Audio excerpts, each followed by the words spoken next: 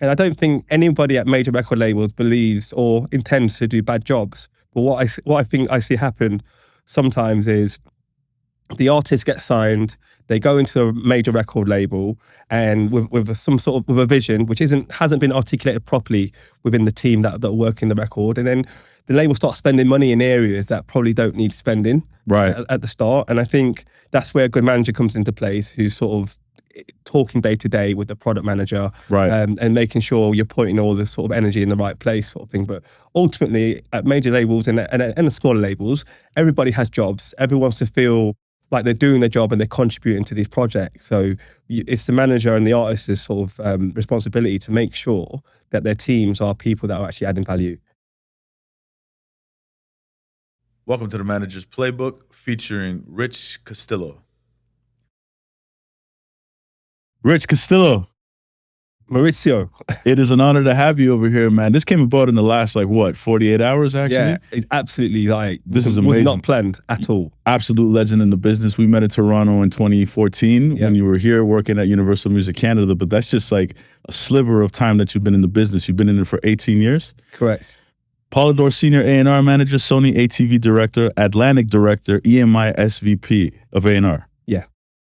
I want to talk to you about A&R.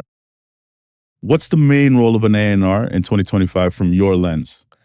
From my lens, the main role of an A&R person is to identify talent and convince the rest of the label to care. Mm-hmm. That's it. I think you identify something that you feel is compelling, and then your job is to get a deal done that feels ambitious around the project, and basically convince the team that are working the record that this is going to be the second coming, and drive the ambition of that record through the company, which is a very hard thing to do. So take me through that. What does that look like? Because I don't think people understand that you actually have to really rally the troops at the label, right? So what does that look like? And do you have an example of what you did? Yeah, I think just sort of broadly speaking, I think what it looks like is we have A&R meetings every week. So you would do an A&R meeting, an A&R guy would bring in a artist that they think is amazing. Mm-hmm. We'd sort of look at their data. We'd sort of look under the bonnet of the, what you call it, the trunk. Is it trunk here? Bonnet? I'm not sure. The trunk, yeah. You look under the trunk, and you look into the project. You'd look at the data. You'd see whether it's got engagement, whether social media is happening, whether the artist is good live, whether the artist is compelling, and you'd sort of try and build some sort of idea of what the artist proposition is. Mm-hmm. And then what would happen is the A&R and me as the head of A&R would look at what a deal would look like, potentially. Okay. So we'd say, okay, this artist is potentially the next Amy Winehouse. It's going to take X amount of records to get to that place. It's going to take this amount of budget. But we think based on what we've seen here, if we do X, Y, and Z, we can get it to the Holy Grail. And we've got the characters on the floor, as in the marketing, the sort of team that can actually drive the project through. Are you talking to the marketing team as well when you're? Yeah. I think at the start, after the A&R meetings, normally, so if it's something that we love and we really feel is a goal, we bring a marketing person in and we'd have a conversation about what are the sort of moves we've got to make to try and make this work. So before we've done, yeah. So you have to feel like you can actually do it. Mm-hmm. So I think what we used to do at EMI, there'll be a girl called, I think Lucy Dan, who was like head of marketing, and we'd find something that we love and we'd sort of go, look, we want to sign this. We think we need it to be a few albums. So start off with an EP. And then she would come in and she would go, okay, cool. That timeline feels okay. The deal doesn't feel great, but we need to sort of tweak this and tweak that in terms of what we're going to spend on the artist. And then if we feel we've got a chance of actually breaking the artist, then we go and put an offer in. Mm-hmm. Okay. And obviously most people back themselves. Most people are there to try and make sure they can break the artist. So a lot of the time people sort of push deals through thinking they can do it and then sign the artist, and then it becomes a lot more tricky than they thought. Yeah. And then other times, and I think you find that with smaller labels, you have a small crack team of people that are really zoomed in and focused on what the proposition is, and you're able to sort of move through the label. As long as you've got the co-sign from the president, I think you can deliver projects. Yeah. Nick Raff was actually talking to me about that. He says he only signed 2 artists every year, even when he was at Capitol, and it was like a team of 11. Yeah. Someone both you and I know. Yeah. Yeah, and so with Nick is like the exception. I think Nick was he's so confident and so like obsessive in his approach. Right. And with him and Joe Charrington, who he worked with for a long time, they were sort of the exception to the rule. I think a lot of other labels were signing lots of things, hoping that one thing will go. But I think because of how their deal was structured and how they sort of did their business, they were able to sort of really not do the volume game. Yeah. They were able to tap in and really zoom in on that. But I think that sort of speaks to Nick's character, which is what we sort of should talk about as well. I think what you'll find, the common sort of timeline with a lot of these superstar artists is somebody at the top who's super obsessive. You've got like a borderline madman in the mix who's the sort of president of the label, or someone who's just relentlessly sort of focused on breaking the artist, who has control of the budgets. Yeah. You know what I actually appreciate a lot from the folks in the UK? Very honest and transparent. There's no really beating around the bush. It never, and I could be wrong. Yeah. You would know better. You've been in it for 18 years, and I'm sure you're going to say, no, you're seeing it from the outsider perspective. But like, I never really experienced much of the politics of the folks in the UK. Yeah. But what I did experience were when they thought I was getting something wrong from the manager perspective, they're letting me know. Yeah. And I appreciate that. I'm not a confrontational person. Maybe I am. I don't know. But like, I'm not afraid of it. Yeah. But UK managers just I think always getting into. The UK culture is quite it's a little bit cold, so it's quite clinical. Yeah. We're quite direct. We're quite sort of like, and the ones who do really well are the ones that sort of really sift through the BS quickly. Yeah. They're very efficient at sort of, if there's a problem, just dealing with it straight away and having the conversation and moving through it, sort of thing. Yeah. And the one person I'm thinking about is somebody that both you and I have had experience with, is Tom March. Oh, he's the best. He's the best. This guy, he's just so like, he's so focused. It's crazy. He's the sort of person where the train's moving, you just got to hold on to it with him, because he's fucking going. When it's go time, if he sniffs something that might work, or it's half a chance of working, I'm not seeing anybody as tapped in as him when he feels like he's going to go. Yeah, I believe that. I mean, I've lots of meetings with him, lots of conversations, and he's just thinking about this like in so many different angles and giving you so many. No, he's brilliant. I've done a bunch of deals with him. When I was at Polydor, him and Ben both ran Polydor Records, and Ben Mortimer, another legendary A&R guy, co-president at Polydor, and Tom. I remember we did the Stefflon Don deal, which was super competitive. Yeah. And once Tom got the bit between his teeth, and Ben, to be fair to him, like there was no one beating us on this deal. Like there was no one. He was just like absolutely all over it. Like so. Talk to me through that a little bit, because one of the questions I do have is like, what does separate a good executive from a great executive and a superstar executive like that? So like, how is it that Tom and you guys maneuvered to make that deal happen that was so competitive? I think there's a few things. I think whenever you're in a new role at a big major company, I think there's a honeymoon period, in which you've got like, I call it the honeymoon period. It's like within the first 6 months to a year, you get a bit of grace from the powers above them, and they're encouraged to sort of be ambitious and go for stuff. Mm-hmm. And I think if you can catch your president in that window where they're not getting slaps about their budgets yet, and they're sort of laying down their sort of plans of how they're going to sort of move the label forward, sort of thing, I think you can get into some really competitive deals and have them engaged. Yeah. But also I think it's down to character traits too. Yep. I think, and you see it a lot with these sort of guys that have done really, really well, especially people like Tom and Ben and Nick Raphael, and even I'd go as far to say like Ben Cooks of the world, who used to run Atlantic. They're all very sort of, I don't think they're in real fear of failing. I think they're just ruthlessly sort of ambitious and are able to sort of weather critique quite well. Yeah. I just think there's a common trait between them all, which is just like, when it's go time, they just go and they don't see anything else. That's amazing, and that's great. But you've also done some great things. You're known as one of the great executives, A&Rs from the business. Yeah.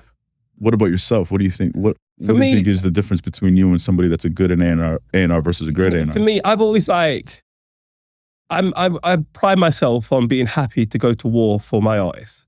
I pride myself on me and the artist being a crew. Yeah. Regardless of where I work, it's me and the artist or crew, and my job is to go and fight for you and run through walls. I've got my own taste. Sometimes I'm right and sometimes I'm wrong. But I've always, if I'm with a superstar, and you know it, you can smell it on them. When you're with someone you know who you trust creatively, you feel who is the person. Even if I'm not sure, my sort of real strength is backing them.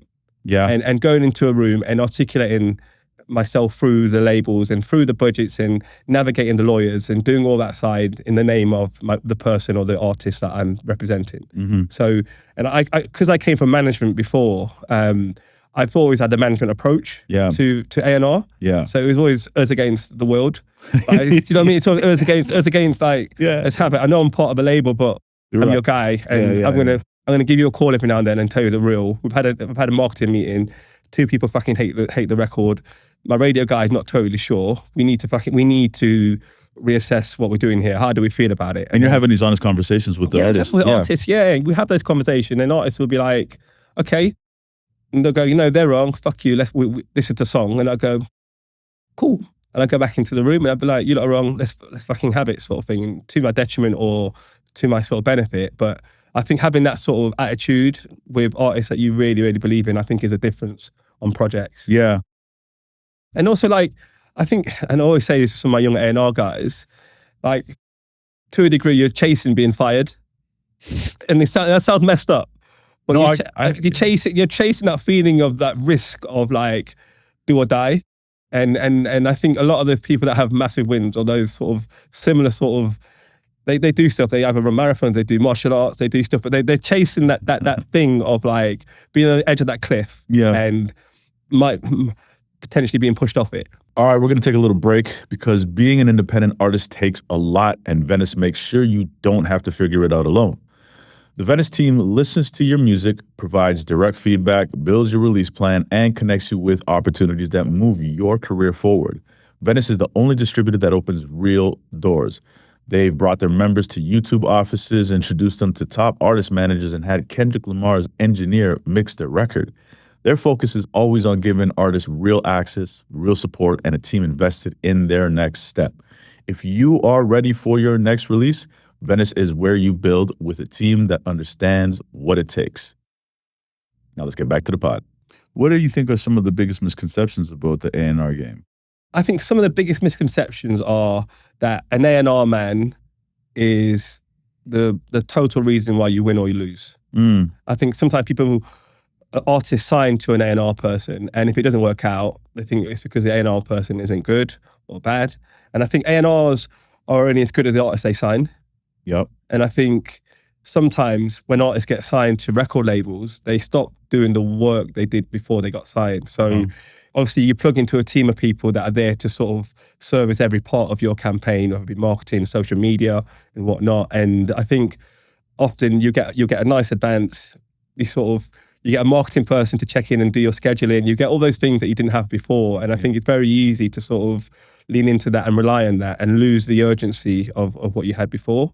And I've seen that over and over and over, like the hunger sort of be dulled on entry to a front line. The complacency. Yeah, the complacency. Yeah, I've said the same thing as well. And I've said this before, you know, when I first did the deal with Jesse and Byron over at Universal, I remember doing the deal. We did the sign on the dotted line, or she signed on the dotted line, and then we went to go grab dinner. And I remember sitting down at dinner, and this is a great deal, big deal. Massive deal. I remember at the time, we were all chasing the deal. Yeah, right. It was like the biggest at the time. I think it was the biggest deal in the world. I think because there was a lot of talk about Lucian caring, which is sort of always has a massive effect on anything. Right. And I remember I remember like every A&R meeting, it's like, who's going to sign Jesse Reyes? What's going on? Oh, you know Maurizio. You've been to Canada, right? We had all those conversations. I remember thinking, yeah, no, I could reach out. But Yeah. sort of like, it was going to do what it was going to do. So yeah. But and when we did that deal, it's funny you say all that because we were pretty self-sufficient in a lot of ways because I had a lot of that visibility from the production side of things. But that's where we met in Toronto, right? In like 2014, when I was executive producer of Mad Rock and we were doing all these music videos. But I just saw a lot of that as well too with artists whenever they get into a label system where they would get complacent. Managers would get complacent. And I remember when we did the deal, we went and had dinner and I remember sitting there with Jesse Byron and David Jacobs, and I said to Jesse, I'm like, this is amazing that we did this deal, but this is day one. Yeah. Like, this is just day one. Like, now we're like, this is where the real work starts. And we're all like, yeah, of course. Like, we were all aligned on that. It's like so to me, I think it's very important that the artist management team understand, yes, you have the support of a record label, but you also have to be more engaged than ever, because now you have partners, right? Yeah. And when you have partners in this situation, it's not just, those partners are there to help you, but you want to also show them, like, this is why we're working together. They can only amplify. They can't exactly. create. They can only amplify 100%. because they feed off your energy. Yeah. If you've got an artist who's all over it, there's nothing better than an artist going into a planning meeting with a ton of ideas and a very clear direction creatively of what they are. Like, nothing, because you're giving them no room to fuck it up. Mm-hmm. Do you know what I mean? Because obviously all the marketing departments, all the majors have budgets, and they have to spend those budgets, and they have to spend the money in a way that helps the artist.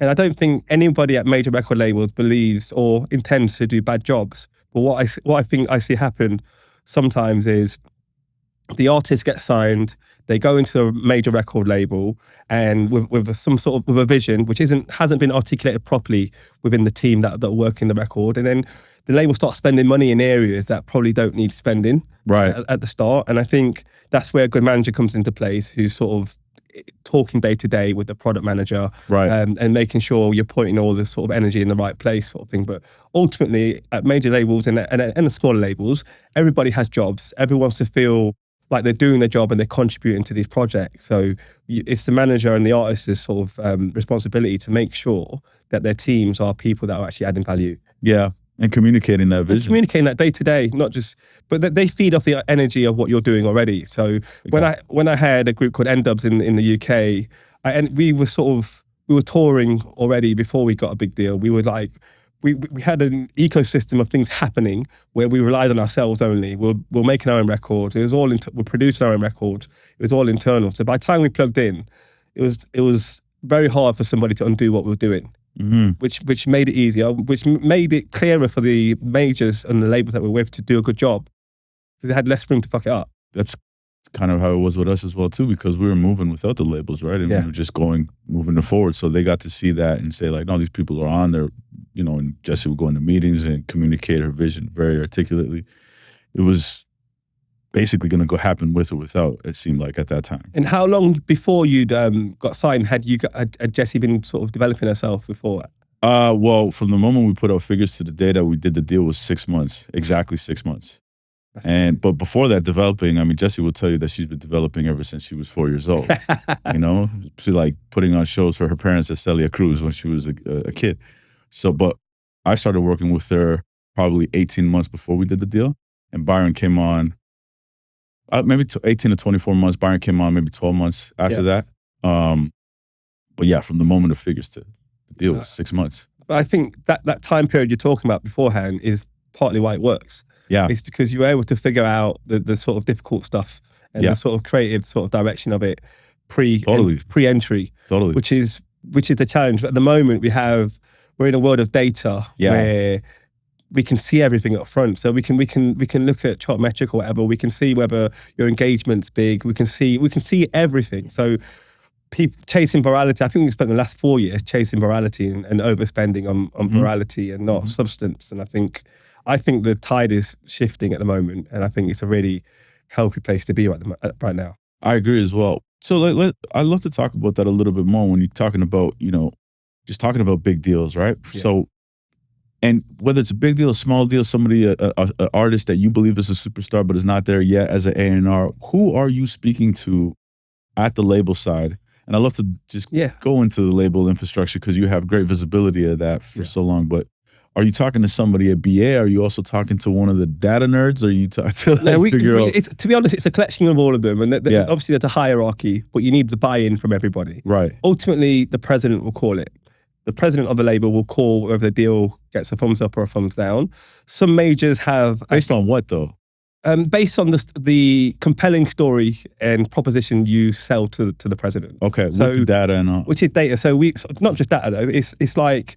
What would happen is we'd have an artist who's... All the labels are going to see this artist. Actually, you go to a show in Shoreditch in the UK. You turn up. You look to your left. You've got Richard Donovan from Polydor, the legendary A&R guy. You look to the right, you've got Jamie Spinks from Columbia in the UK. You'll have a Brian Turner from Atlantic. You have all these like big characters in the room. You're like, okay, this is hot. You know it's hot because you trust their taste. They've all had multiple hits with other artists. So they're all sort of on the trail of something hot. So we go down to the show, we see the artist, we go, okay, we think that person is a star. We bring that artist into the label to meet our team. And our marketing person would have done a bit of research. I'll have a data analyst look at the socials, look at the sort of records they put out already independently, if they have. And we'd create a picture of what they've done today and how we'd sort of roadmap it to global success within a year or two period sort of thing. So we'd have that together. And before we'd even offer anything internally, I would do a senior meeting with the president. We'd have the head of business affairs in there, and we'd have someone from finance.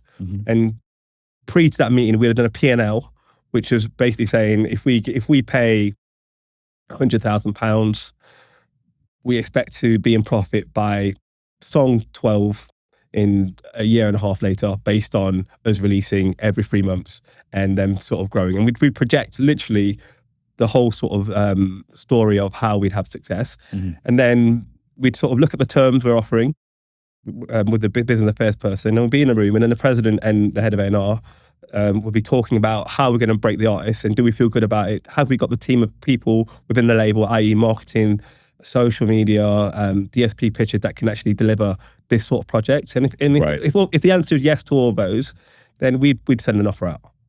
Got you. And that would happen pre to something going out. So we'd like to think that anytime we'd offered on anything, we've got a plan. We sort of understand how we're going to break the person, even if our numbers are off, or our sort of, sometimes as an A&R man, you've got to inflate things. You've got to creatively navigate the proposition to get the deal done, because A&Rs generally are on 3-year deals. Okay. And which is another sort of part of what we do, which is quite hard with the A&Rs. So sometimes you have you do a 3-year contract if you're a senior A&R person normally in the UK. I don't know what it's like in the US. And if you're a year and a half in and you've had nothing going on, and there's a hot deal coming up, and you know you're about to renegotiate a year out, and sometimes you create a scenario where signing that artist is a compelling sort of win for your label. Got you.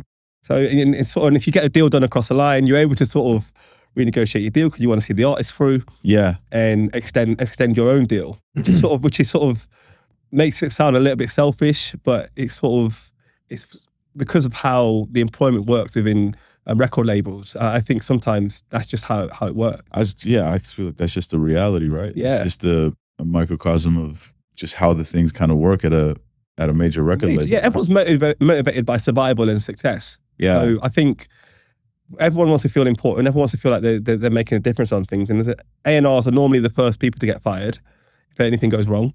Yeah. Sort of thing. The A&R turnover at majors is pretty high. It's pretty big. It's pretty big. Yeah. It's pretty big because they genuinely brunt the risk. And what you don't see behind that is sort of whenever they're doing those deals, you've got a finance guy who's sort of onto you. And you've got a finance guy who's onto you, and the head of business affairs who's all over you. Yeah. So it's like you've got to try and navigate these characters. This is what I say about being a good A&R guy. You've got to have taste. You've got to have the ability to weather tricky characters within a corporate situation and still stay focused on breaking the ice. And when you've got really strong characters in departments that are at a record label, even though they're not really involved in the creative side of it, everyone tells their family they're working with, I don't know, Taylor Swift or whoever sort of thing. So they all want to feel a sense of importance. So navigating that can be tricky as an A&R person. That's part of your job. All right, everybody, we're going to take a little break, because if you're listening and thinking, fuck, I could really use some guidance right now, and you're serious about building your career in the music industry, I'm now offering private strategy sessions. These are fully personalized, just you and me tackling whatever you need in your career. With over 16 years of experience working with artists, managers, and brands, I can help you map out your next moves. Now, whether that's structuring your team, scaling your brand, navigating the industry, even figuring out what steps to take, whether to go to a distributor or to a record label, and figuring out what are the best deal points, I can help you with your career with where you're at. You can now book a one-on-one with me through my Calendly, and you can find the link in the description. Now let's get back to the pod. How do you go about doing that when because especially you're talking about people who aren't creators or more on the corporate side of things? What does Rich do in this situation? What I do is I'm sort of like, because I was a manager first, I worked at a few different labels. I have the benefit of seeing these characters in different forms at different places and knowing what something means. Like, so I'm able to sort of confidently push back on things and present a good reason why based on my experience. I sort of, what I like to do with my teams, I sort of like to talk them through that process with my young A&R guys and sort of bring them into the rooms while we're having those conversations, so they're able to sort of have the tools to navigate these characters who would always sort of throw hurdles at stuff. You've actually bring up a good point and something that I wanted to talk about, because you've been tapped by a lot of major label presidents through your tenure when you're in the label system to build these young A&R teams. Why do you think that is, and what are you looking for in a young A&R? I think the reason why I sort of people come to me for it, because I enjoy the process of development. I take really a lot of enjoyment, sorry to repeat myself, in that process.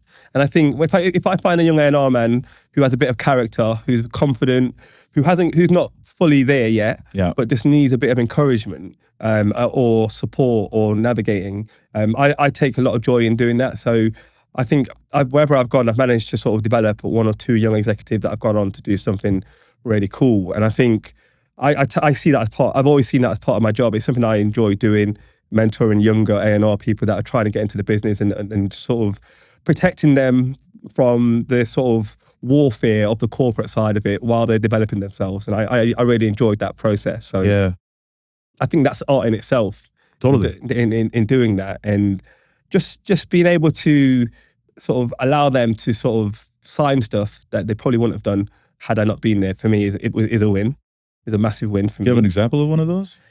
Yeah, I think we've got like this kid. We've got this amazing kid at EMI who's now at Capital now in the UK, called Jacob Porritt, who signed. He was basically he had an artist called Sammy Virgie. I don't know if you've heard of him. There's a really amazing UK garage artist called Sammy Virgie. He's got a record out with Skepta at the moment.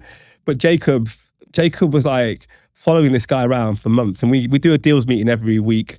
And I remember sort of being like 6 months in and like, mate, are you going to do this or not? If you're not going to do it, then we need to sort of move on to something else. Go and find something else. And he was so relentlessly coming back every week and fighting me on it, in terms of I was rushing him, and he just took his time, built a relationship with the artist. And even though I was getting squeezed from my boss about the deals that were going out, because we'd put a deal out on this kid and he was not coming back to us. He was just like, we had a real back and forth. And I was able to protect him from the head of business affairs, who was onto him and wanted to sort of take the deal back. And he signed the artist, and since then the artist has gone on. You'll check him out. Like I think he's the hottest garage sort of electronic DJ coming out of the UK, next to Fred again. Crazy. Yeah. So Jacob put the deal in front of the artist, but the artist didn't sign the deal until X amount of months later. Yeah. Oh, okay. We were back and forth for about 6 months, probably more than that, because the artist was already touring, already doing shows. There's no rush at all, because what you find a lot more now is, there was a time where you put a record deal in front of somebody and they're like, oh, my life's going to change. Let me go and sign this thing. And now it's like, actually, the managers are a lot smarter. Yeah. And there's a lot more room for them to have a business and tour and do gigs before doing a deal. Right. And not be sort of so quick to make a decision on something. So they wanted to make sure that they were signed to the right people, because they were fiercely independent before that. And the manager, Jasmine, and Jacob, the A&R guy, between them just figured it out, took their time and navigated it so well that it's gone on to sort of do really well. And he's still there now, and he's smashing it. Sam Virgie, I think, will be the biggest electronic act this year coming out of the UK. And now that he did that deal, he's able to go and do, people are going to leave him alone. No, he's certified, so he's got the stamp. Now he's got the stamp. He's done that. He signed another kid called, I think, Kilimanjaro out of Scotland. He's like I'd say like a black sort of Calvin Harris type kid who's just like incredible electronic artist as well. So he's gone on and done stuff like that. So one leads to the other, It's like whenever I've had hits, it's led to something else and something else sort of thing. But you start to see the character traits of someone who's good at dealing with people that are telling them no, and then keep pushing through, which is what Jacob did, which I'm really proud of being a part of his sort of journey. Yeah. That's amazing, because to hear that there's still incredible A&Rs, young A&Rs that are coming through the label system, you don't really hear about these wins too much, right? Everybody always kind of looking at the big bad look at the big boss, but I always think like in order to sort of do well for an extended period of time, you've got to look to younger culture. And these young kids that are really living it every day are really, really important. These young A&R guys are going to discover the next, like in 2 years' time, there's going to be a big Grammy Awards, and those characters that are winning are right now on their grind doing something. Right. They're in the studio. These young guys that are sort of like spending weekends in the studio with their friends, trying to sort of figure out how to get the best songs out of their artists.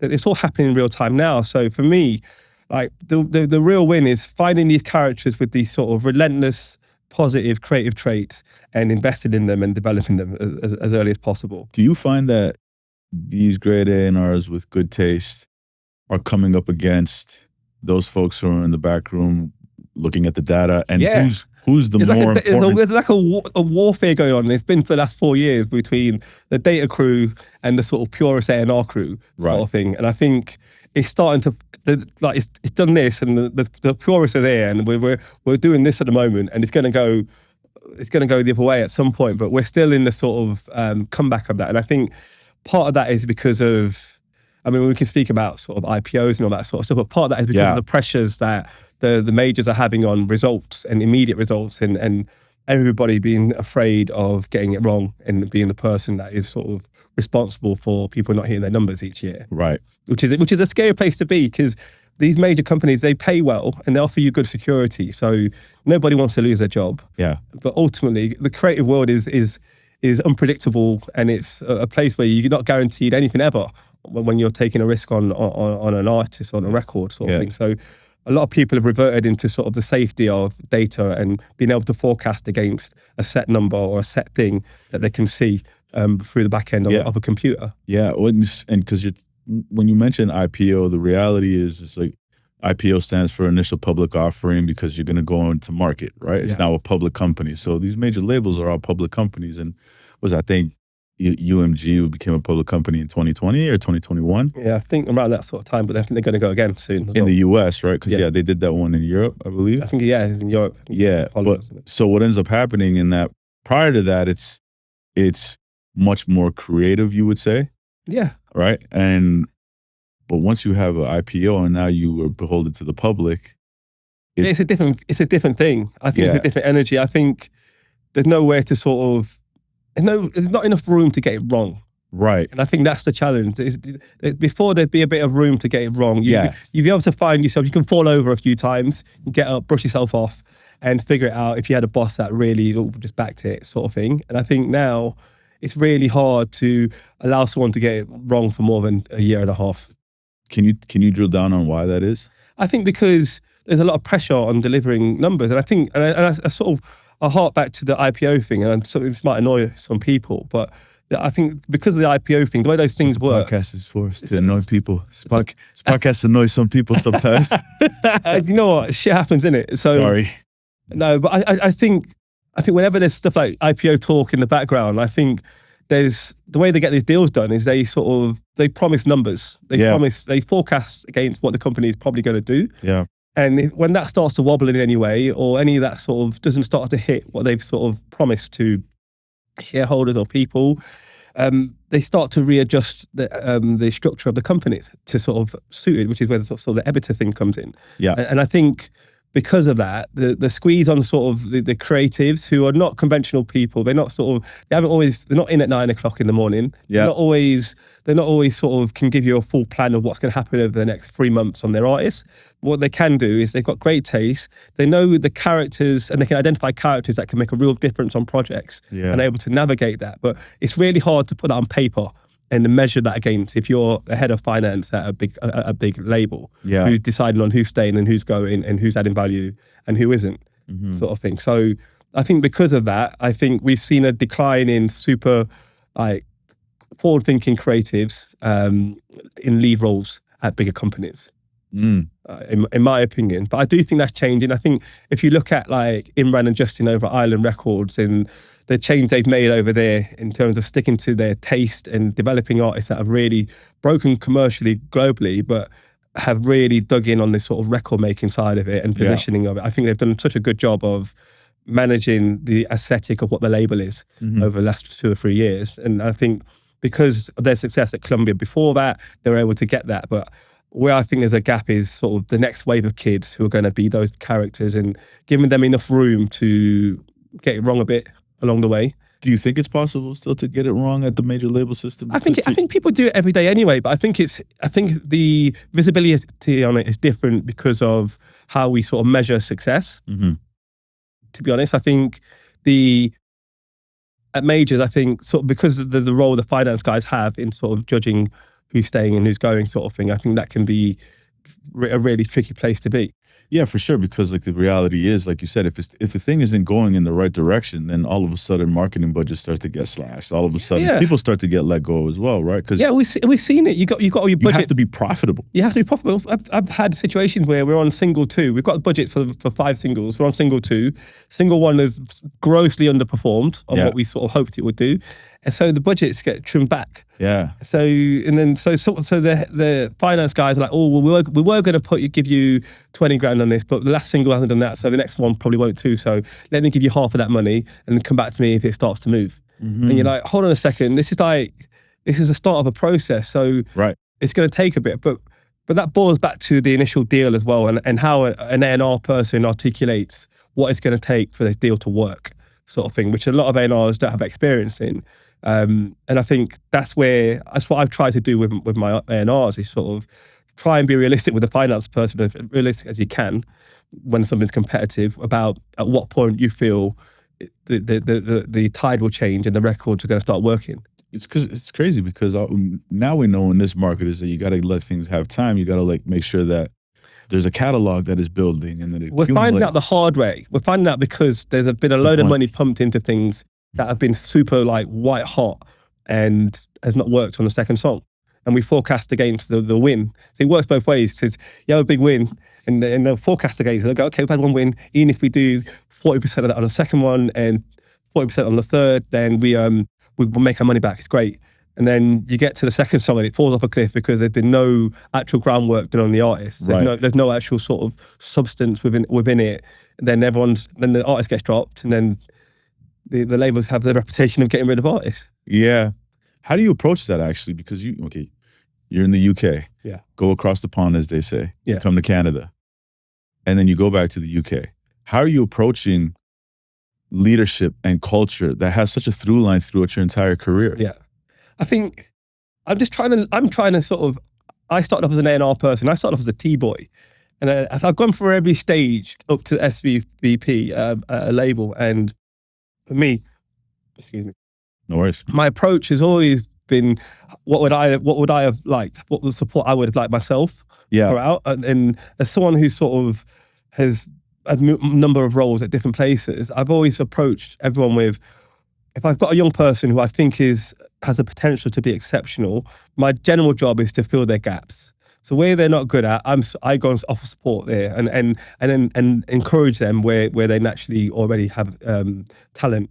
But my thing is to fill the gap. So someone like if a young A&R person has signed a new artist and we've got a budget to make a record, my job will be to sit with them and A&R admin and navigate the budgets, make sure we're spending within what we said. We're not getting tugged one way from a manager or a producer who is the producer had a hit last week, so all of a sudden his fees turn double, and my young A&R guy doesn't want to lose the session, so I've got to go in and go, look, this is what we've got. It's a new artist. The budgets are set this way because we think it's going to take a bit of time for us to have success. Because of that, can you work with me on this? My job is to go in and have those conversations with producer managers, with the A&R person, and so the A&R person can go on after that and carry on having those conversations themselves and work more efficiently within their budgets. Yeah. That makes sense. It does. It makes absolute sense. Yeah, because listen, there's so many different personalities that you have to navigate, and everybody thinks the exact same way in the business, but you don't. Yeah. There's like certain people really passionate about it and don't know how to really articulate that, but they know how to move the ball forward, and then but you're not telling anybody how you're moving the ball forward, right? Yeah. And then there's other people that come in there and say, wait, hold on, slow down. I get what you're doing, but I need to go and communicate this to the label, right? So like, let's talk through this situation. Exactly that. I totally understand that. And it's again, you're managing personalities. Somebody told me this a long time ago in the business, and it's true. And it's not the music business, it's the people business. This 100%. is all based on relationships, right? And you want to have the best relationships. I don't care if it's 2016 or if it's 2026, you still need the relationships in order to grow your business. 100%. And I also think you've got to, and I've said this to a lot of young people, you've got to bank favors. You've got to bank where if you can help someone and it's not going to hurt you, help them. Yeah, if you've got an opportunity to sort of help somebody, people remember that shit. I've had so many people over the years where I've been in a situation where I've had to call them up and go, I need some support on something. And they go, no, I got you. I remember when you did X in 2010 or whatever sort of thing. And I think for young people, banking favors and doing things for people, if you can, where possible, to help them is really important. It's just good. It's just good energy. It's good energy. It's good karma, and also you can learn from that too. Totally. You can learn a lot from the people that are in these situations. Yo, Rich, what in the world brought you to Canada? Why did you come to Canada to work at Universal Music Canada? I never had any ambitions to come to Canada. Like, how did that happen? I never had any ambition, but for me, I remember I was working at UMTV all around the world, which is a section of Universal in the UK. And what's it called? UMTV, which is Universal Music. It was basically the catalog department at Universal. Oh, okay. That was merged with a label called All Around the World Records, a dance label. The bosses of All Around the World had taken over this department at Universal, and I was sort of the head of A&R for a bit. Yeah. After my band I managed had gone solo, so I'd gone into the labels to be an A&R man, to do their solo records as an A&R man instead of a manager, because I was sort of settling down with my wife. I'd been managing for 6 years. I'd not slept for about 4 years straight. Like it was. You don't say. Yeah, management's brutal, but it's the best lesson, best place you can have. So I got a call one day from David Joseph and a guy called Max Hole, who used to be head of international, and I got explained to me that I think Shawn Mendes at the time had sort of just started to blow up, and I think David Massey had signed him. And Shawn Mendes, apparently his family lived about a mile away from our Universal Canada office. And there were a lot of people really frustrated with a lot of the New York A&R guys coming up to Toronto and just signing artists. And these A&R guys would be from the same company as the Canadians. So they'd be like a Universal or a Sony or whatever, but the New York office would come to Toronto, they'd turn up at shows without even telling A&Rs they were going to be there from Canada, and they'd offer and do deals. And the Canadians were like, what's going on? And we're supposed to be partners. Why are you not even letting us know you're even up here, sort of thing. So my role, my sort of, the request was that I come over and try and slow that down, try and sign as many Canadians for the world, and then try and license them. Not license them, try and work with the partners of Universal around the world. But the main thing was to try and make sure we had the bulk of the sort of key breaking Canadian artists for Canada. Yeah. Because we, through the ICLA, which is the international, ICLA, which is International Intercompany Licensing Agreement, which is what Universal have, where it's basically the royalty rates you have between territories. So, so something signed to America for the world. Yeah, the Canadians will get reduced. But anything they work for Universal will be at a reduced rate. Yeah, sort of thing. So, which is important to know. That's why it's so competitive within the. Which is why the US are up there, because they know if they own it for the world, the rates it's favourable to them if they have it. It's like in the UK, Amy Winehouse signed to Ireland, UK. The UK will get the bulk of the upside, even though each territory gets their own. But the UK is a sort of the meat on the bone. So with Shawn Mendes particularly, he'd blowing up, like he's having all these hits, but the Canadians were only getting a reduced rate on the actual of the royalty of his records, which is fine. But there's so much PR around him being Canadian and all this that people felt a bit like, okay, we've got to stop this. We've got to try and slow this down. So I think Randy came to the UK, Randy Lennox came to the UK, and we're looking for an A&R person to come in and sort of relocate, help drive the A&R team, sort of like help run the team and help stop the US from coming in and taking the local talent. And that's sort of why I was asked to do it. I went through a few interviews. I came over to check it all out. And I was relatively young then, and my wife we're just married, so we had a baby that was really young. We thought, you know what, they're not at school yet. The kid's not at school yet. Oh, okay. We might as well just try the adventure and go to Canada and see what happens. Can I ask you an honest question? Yeah. Do you think if that deal happened with Shawn Mendes in Canada, it would have blown up the way it did? No, I don't think it would have. How come?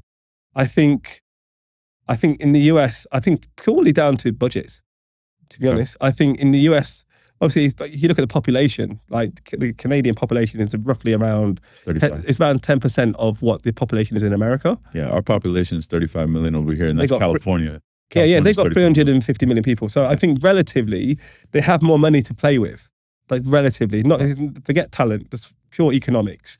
So I think relatively they have more money to play with, and I think they're able to chase records in a way that a Canadian office can't because of the spend they put behind videos, marketing, promotion. All those sort of elements are really sort of hard to match. If a US label offers you $1 million and then $1 million, and then a Canadian offers you 100 grand, and you're a manager and you're an artist, and you've been working for 4 years trying to sort of break.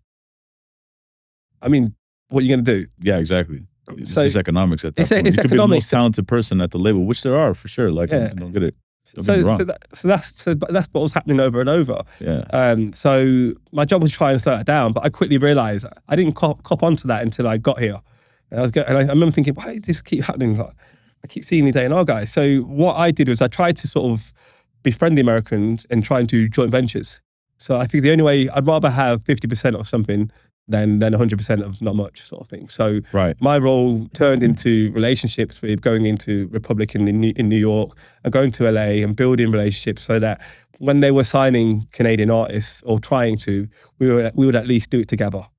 We'd at least we'd have a bigger piece than what we would have had if you signed directly into the States. But would the label in the States go for that? Because that means they get a smaller piece. To be fair, they were, and I think they were directed from right from the top to sort of do that, play ball. Got you. And I think they were. I think Monty and Brett and all those other guys at Republic were really good with us at the time. Dave Massey was there then, and he was really good with us then. There was a bunch of people that were actually really open to it. I think it just took somebody who was willing to go down there and have that conversation properly, sort of thing. So that's what we started to do. So and we did a few things together. We signed a bunch of like dance artists. Nothing that will turn into Shawn Mendes, but I think we changed the tone of how the relationship worked around that period. Yeah, I remember, and this just came to me right now. But I remember actually, it was when I was doing the production company with Mad Rock Entertainment.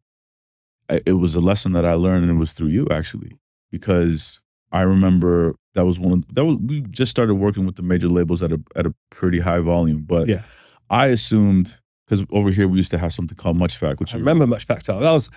My friends in England couldn't believe that Much Factor existed. Yeah, which is a granting system. It's just like at the time, I think it's either 2.3 million or 3.2 million they were giving out in quote unquote free money for like over the annual. But the thing with that is that the majors were able to participate, which for me was like, wow. Exactly. So this is the lesson that I learned, and this is when I really started to understand the major label system in Canada and thinking something ain't right here, because there was a group that we put in a Much Fact for. I think it was like $10,000 or $15,000 Canadian. Yeah. We didn't get it, and I was like, oh, it's all good. They're signed to a major label. I'm gonna hit Rich, and I'm gonna get it sorted out. Yeah. And I remember hitting you, being like, yeah, we didn't get the thing, like, but you guys got it. And you're like, yeah, let me get back to you. And then a couple of weeks later, I call you, we talk, and you're like, I'm not going to get the budget for it. I'm like, well, yeah, what do you mean? You guys are a major label. You guys can put up the money. It's it's not happening. And in that moment, I thought to myself, man, this would never happen with the US. Like it wouldn't have. But the fact is that they had less money. Their budgets were less. So that's why it meant more to them. Yeah. Like it's different because in America, they had the room to do it. They forecast against that stuff. They have loads of like excess stuff that they're miscellaneous things that they're able to sort of navigate. Yeah. And I think the budgets were so tight in Canada, and they were really tight. I think they heavily relied on international coming in. Most of the money was made from a Taylor Swift coming in or like a Drake, well, even though Drake was Canadian, but the money coming back the other way for the local territory was where the money was coming from. But there wasn't really any domestic going out.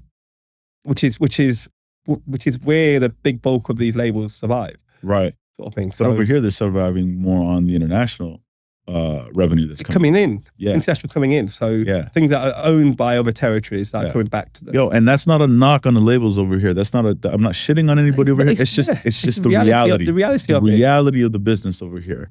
Yeah. So it was very difficult with the domestic. And to be honest, like, I mean, when I started to really, I got friends over there. Like Ivan is my guy, And I met Lori. Lori was sitting in this chair with me Lori's my 6 weeks ago. I thought you guys were a package deal when you came from the UK over that was here just to good Canada. timing. But she became my right hand. We were like, she was brilliant. She was so not even ambitious. She was like so clear in her way that she approached people and dealt with people. Totally.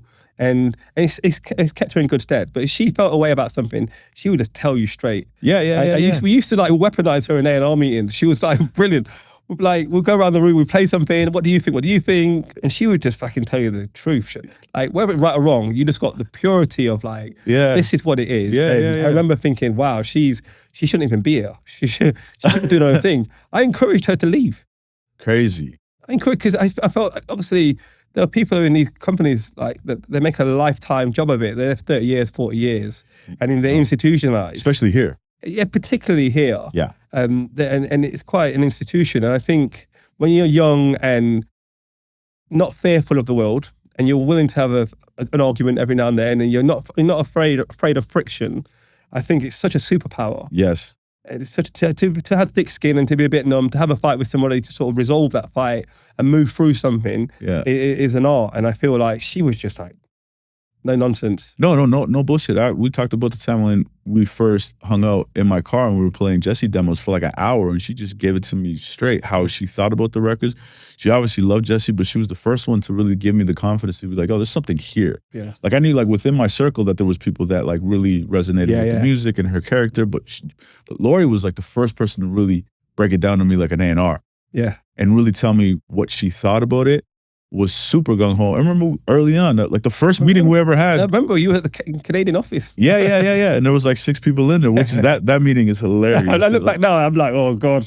It was No, but I don't think you were wrong for that, to be honest with you. I think like that was a funny meeting, to be honest with you. Yeah, it was. It's a funny time because I was still adjusting to what that place was. I didn't quite, we were all trying to figure it all out. And to be fair to you guys, this was like a year before. Yeah, before everything went, but still. Yeah, and it was really dialed in of like what every A&R man has the nightmare of these things. Like you have guys that were sort of said no to Ed Sheeran. You got a guy who's passed on like Bieber. There's like these characters that you go, fuck. But there's and I'm petty as a motherfucker, so I'm the guy that comes like a year or 2 years later and be like, you should check your inbox because I emailed you about this and that point. On May the 12th at 2 p.m. I emailed you. You never got back. Yeah. Subject, superstar, fucked up. Life-changing moment. But I do it in good nature. There isn't anybody. I mean, I say this like candidly. There isn't anybody who's had mass success that hasn't had a bunch of those moments at all. So that's part of the game. It's part of the sport that we're in. Yeah. And you don't see everything, but you like to think you can sort of smell it most of the time. Yeah, things happen. The world moves fast, and I think, great artists like they're relentless and they come back and they find a way. Even faster now. So you're no longer in the major label system. No, I'm not. What was the reason that you decided to step away? Before I took my last job, I sort of promised my wife that that would be my last job. Okay. Because I've always sort of all the people that I sort of came up with from a younger age in the UK, whether it be I don't know, Jack Foster and Benny Scars, who managed a guy called Dave, whether it be Jack Street. We know Dave. And Jack Street and the guys who do Sam Smith. All these guys have managed to build businesses themselves. And as much as we were paid well at a major, I was always envied the sort of like the characters that are able to build something and have it for themselves and pass that down to their children and build real legacy stuff. And I figured like if I don't get out soon and use what I've learned while I'm sort of young, I'm going to get to a point where getting out is going to be really, really tricky. Mm-hmm. And you end up working for your job rather than sort of deliver your artists. If that makes sense. Yeah. If you stay within these companies sometimes. Yeah. And it was just a scary place for me. And obviously with everything changing and me sort of knowing, and it boils back to the IPO thing, knowing that you're not, at any point, a few moves could be made and you could be sort of removed quite easily for no fault of your own. That's always in the back of your mind. Yeah, it's all, I think in the back of everyone's mind. Because the contracts are so short too. Contracts are short. I mean, when you get to presidential level, you get like 5-year deals. But I think for me, like the idea of controlling my own destiny, using everything that I've learned to like build something that I can pass down was something that I've been sort of wanting to do for a long time. And when lots of stuff went down at Universal UK, I got a really good opportunity to step out with a little bit of sort of financial support. And I was able to build something. So I got to work and I managed to sign a bunch of stuff that I would have signed if at a major. So this was the new organization. In my new label that I started, I was able to sort of things that I would have sort of signed. Then I've managed to do to myself. Yeah, which is amazing. And yeah, we're going home. I brought my family in. My family are involved in the project. My wife is a COO and sort of also does creative. I've got my niece helping out in marketing, and I've got a young A&R guy who works for me. He's not family, but he's brilliant. Becoming that. And we're building stuff. We've got a podcast that we started, which is called The Hot Seat, which is coming out pretty soon. And I'm really excited about that. I sort of, obviously, because I've seen what you've been building here as well. And I think you've done such a good job of getting like perspective from characters that have actually done stuff. Yeah. That I wanted to sort of do something not too dissimilar in the UK, but a look behind the scenes from the characters that make things happen. Yeah. I really like the idea of young people seeing that and going, oh, so that's what it is. So I can do that. And then hopefully birthing a bunch of young kids out of my territory that are going to be the future bosses of all the labels. Yeah, absolutely. And that will encourage creativity, that will encourage artistry and sort of everything that we sort of love about the business. Yeah, I love that you brought that up. Lion Bear is the organization, right? Yeah, it's Lion Bear. Yeah, Lion Bear is the company, but now you have Lion Bear Films, and the podcast is going to be an important part of that. And it's one of the reasons why we're doing this podcast over here, because I think it's important. I love that you're going to do this, and it's called The Hot Seat, but it is similar format as the Manager's Playbook, where you're just interviewing a lot of executives from across the way. And of course, you're going to get people from the US and all over the world. But when you told me you were going to do that, I was really excited, because I think transparently, I think like elevated conversations like this with executives who've done it at a high level are only really happening on my podcast. Yeah. Maybe not just my podcast, but like the mechanisms of distribution and how much is going out there to the public on a regular basis is really only coming from my podcast. And I have experience in the business, and I've won at a high level. And so to hear that you're going to do it, I was like, yeah, this is amazing. You inspired me to do it, because I feel. Thank you, man. I watched this a bunch of times, and I learned something every time. Every episode, and because it's from people who have been in it, that have really done the hand-to-hand combat of breaking something, which I think is such an amazing thing. And overlooked. And I think in a world of internet and sort of data and everything else, experience isn't always factored into to many things online. And I think what you've done, you've highlighted experience, which I think is the most credible form of learning. Totally. And people are incredibly hungry for this information. Yeah. People they value it in a major way. So when an executive like yourself, who has done transparently way more than I've done in the business, is actually going to do this and have these conversations at a high level, it's great for everybody. It's great for the community. So I'm really excited for you to put this podcast out, and that your first episode is coming out. Your first episode comes out the same time as this episode, right? So for those at home, make sure that if you're going to watch this and you're going to watch Rich Castillo, you're making sure the next thing that you watch is his podcast called The Hot Seat. Who's the first guest? It's Trenton Harris Lewis. So talk to me about Trenton and why Trenton. Trenton's like his OG character from the UK who basically managed gigs, who's a legendary rapper in the UK. He managed Goldie as well. Goldie is like the first sort of superstar, like, we have a genre called Jungle in the UK, which is sort of predates Garage. By the way, one of my favorite records of Drake is with Gigs. The gig stuff's been incredible. He smashed it. He'd been in the business for about 30 years, and he used to work with Leo Cohen. When Leo Cohen, I didn't know that. Yeah, so basically, when Leo Cohen set up a management company in the UK, just as Def Jam was blowing up, Leo Cohen and Russell Simmons, called Rush Management. Yeah. Trenton used to run Rush Management for the UK. So whenever there was a time period where a lot of the rappers on Def Jam, because of all the sort of violence that was happening at shows, at rap shows in the US, they were unable to tour in the US. So what they do is they'd have a hit, and then they'd send them into Europe to tour and do the gigs, because they couldn't get the police were shutting down all the gigs in New York and across the States for rap music. So the Europeans were a lot more open-minded about that. So they set up Rush Management in the UK, and had the sort of De La Soul, all the sort of old school rap groups that were touring Europe had a management arm in the UK, and Trenton was the person who headed up that department. This is where I break the fourth wall.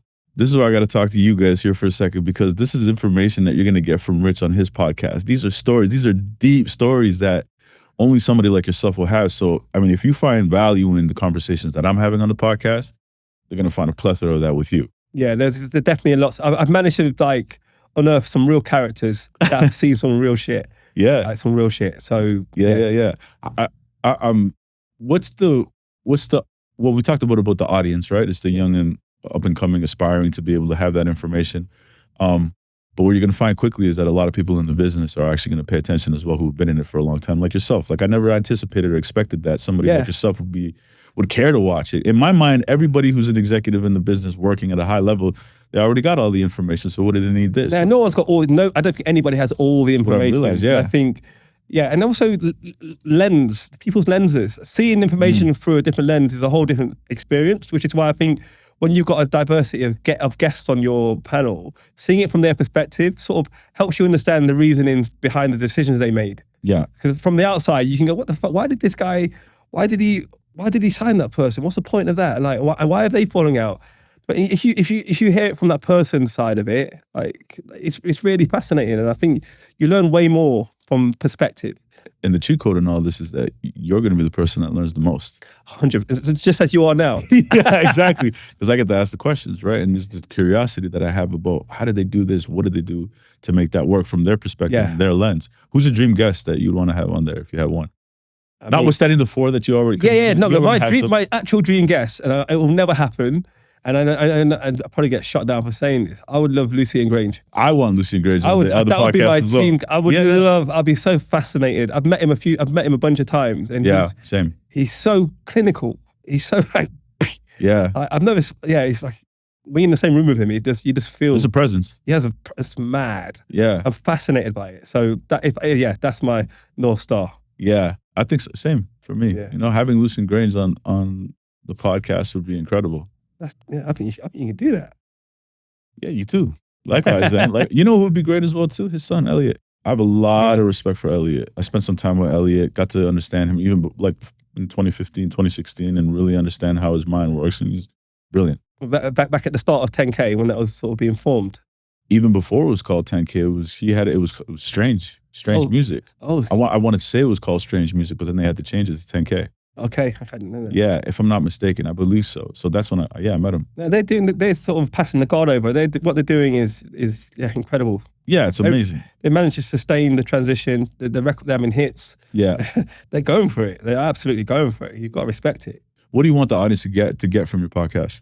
I want people to get perspective. I want people to understand that the sport of music, the music business, is difficult, but it's doable. Mm-hmm. Young people that are really ambitious, it's a viable career option. I think a lot of people only see artists and have no idea of how they can have a career and sustain a lifestyle, have children and a family whilst being a part of the music business. And I want to sort of really encourage the next generation of like creatives and label people that care about art, that care about development of artistry, to engage in it, knowing it's a viable business. You can have a career. You absolutely you can actually have a. I've got 3 children. I've got a house. I've been in the business all my working life, and I think there's a bunch of like incredible people that are going to come up in the next 5 years that are going to really change the game. And I want them to watch these, learn all the lessons on our time rather than making the mistakes on their own. And what's great about what you're doing as well is that you have an active label, right? Yeah. So the young A&R ambitious manager or artist, they're going to be seeing you, and you're going to be one of the people in the forefront, because now you have a platform and you're going to be able to distribute it. They're going to see you and see what you do with your success with your label, and now you're able to marry the both. Work with people. I'm going to give people opportunities. We're able to collaborate. We're able to put records out. And I want people to learn through what we're doing. I just think in the world where we have visibility on things, I think let's try and learn through osmosis. Let's try and sort of pull close to people that are actually doing it and work with them and collaborate. Yeah. And I can't stress this fact enough, but you really have been tapped a lot of the times to bring up some of the superstar A&Rs, managers and artists over the X amount of years. Like, you really are that guy. Yeah. So it's a great place that you're in, and I'm excited for you, man. I Thank think you. it's going to be Thank you, man. super dope to see what you're able to do with this. I appreciate it. I'm really passionate about what I do. I appreciate you even getting me on here today. I think what you're doing is incredible. I think it's a really important time. I think it's a really important time for young people that are creative to really sort of like focus on the substance, focus on something that's a bit purer than what we've had over the last few years. Take me through that now. So through your company, right? Because you signed a couple of artists. Okay, so in terms of the artist development, how are you looking at artist development right now when it comes to somebody that you know, their first year, first 12 months? Nothing looks the same, but... Nothing looks the same, but I think what we've done, what I try and do as early as possible, and as an A&R man, what I've benefited from is getting creative directors in super early. So the visual aesthetic of an artist proposition is really important to me. Yeah. So what I'm doing is... How come? Because I think I've always lived in fear of having an artist that's doing really well, getting signed, and being at the mercy of a bunch of people that don't understand it. Yeah, right. That's my work. That's my nightmare. I live in fear of that. So the whole point of me setting up my situation was to get all that ugly stuff out of the way before we ever get a chance to plug into anybody. So that the artist proposition is defined and clear. So what I'm doing is whilst I'm sort of curating rooms to develop the music side of the artist, I'm trying to find the artist person, the key collaborator, whether it's the Noah Shabab for Drake. I'm trying to find that person for my artist. At the start, I'm a character that can weather the journey of developing their sound. How do you identify that?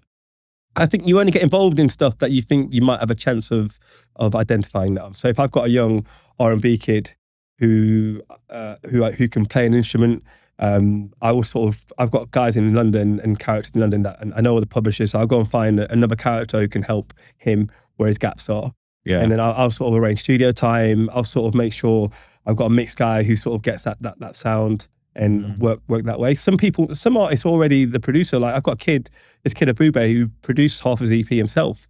So my job with him is just to make sure I get collaborators in like songwriters or mixers or people that can sort of help amplify what he's already got.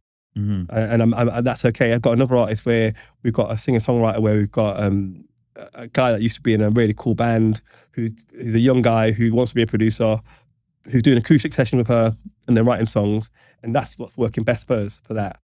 Interesting. So it's different for every single artist. So like, and you can identify this. So, you know, when you did the deals or you were part of Stefflon Don or whether it's D Block Europe or Tion Wayne, you always had to identify who were the people around them. You had to. That's the main bit, because you got to figure out how you're going to have the hit record. Who are the characters within that? How much money have we got? Who's going to slow you down? Who's going to speed you up? Sort of thing. The people that slow you down, you got to filter them out ASAP. Okay. And you got to identify it yourself. Okay. You can normally tell the characters. They're very similar to each other. They're very self-important, and it becomes more about them than the artist, which is always a bad sign. And then you have to sort of navigate that process. But the other thing I was going to say is that I'm getting creative directors in from the jump. So I'm having I've got an artist called Dring who I have a creative director that met her just before we signed her. And we had a deep dive about her look, as in how she would like to present her visuals on artwork for records and what that means to her and why, and sort of her past. We do a deep dive as to the things that I know, the things that are important to her.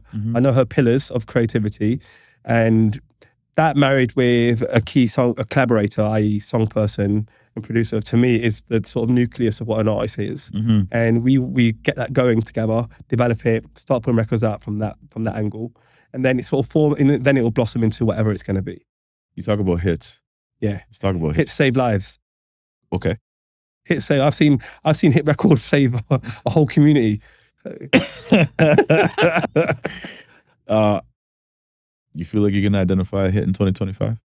I think I can. I believe I can identify a hit in 2025. I feel like there's something in your tummy that pulls you towards it.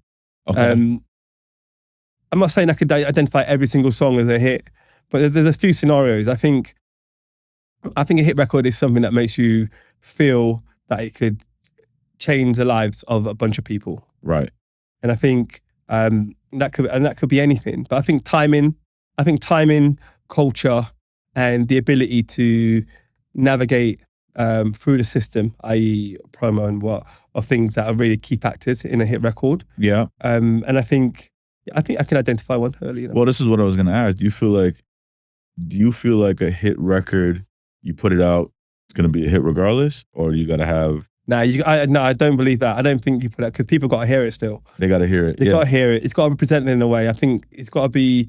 You have to still navigate the DSPs. You still got to navigate radio. You still got to navigate all these things. Mhm. But if you've got a team of people aligned, all pulling the same way, with the same vision, I think you can have a hit record. Can you talk to me through an example of what that looked like? You know, when you were, because you just started Lion Bear within last 12 months. Yeah, last 12 months, yeah. So that's early. We're not in that stage yet, but I've got records I feel are hits. Yeah. That I'm trying to sort of create a world in which it's going to be allowed to be a hit. Got you.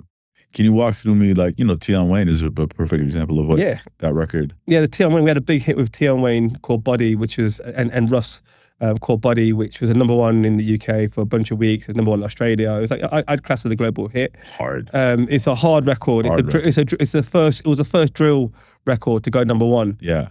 In the UK, and I think it opened the door for a lot of things. There's people like Central C and a bunch of other characters that I think came after that were sort of, that song I think made it easier for them to come. Mm-hmm. I'm not saying it's the reason why they came at all. They're talented in their own way, but I think that song opened the door. But with that record, the artist himself was really smart. That was the first TikTok record, in my opinion, because we started a TikTok trend on that record. What was it? We had the transition. We had this thing where we do this, and you transition into it cuts to another place sort of thing. Oh, okay. And that just went nuts for us. So that drove the virality of the record. The transition did.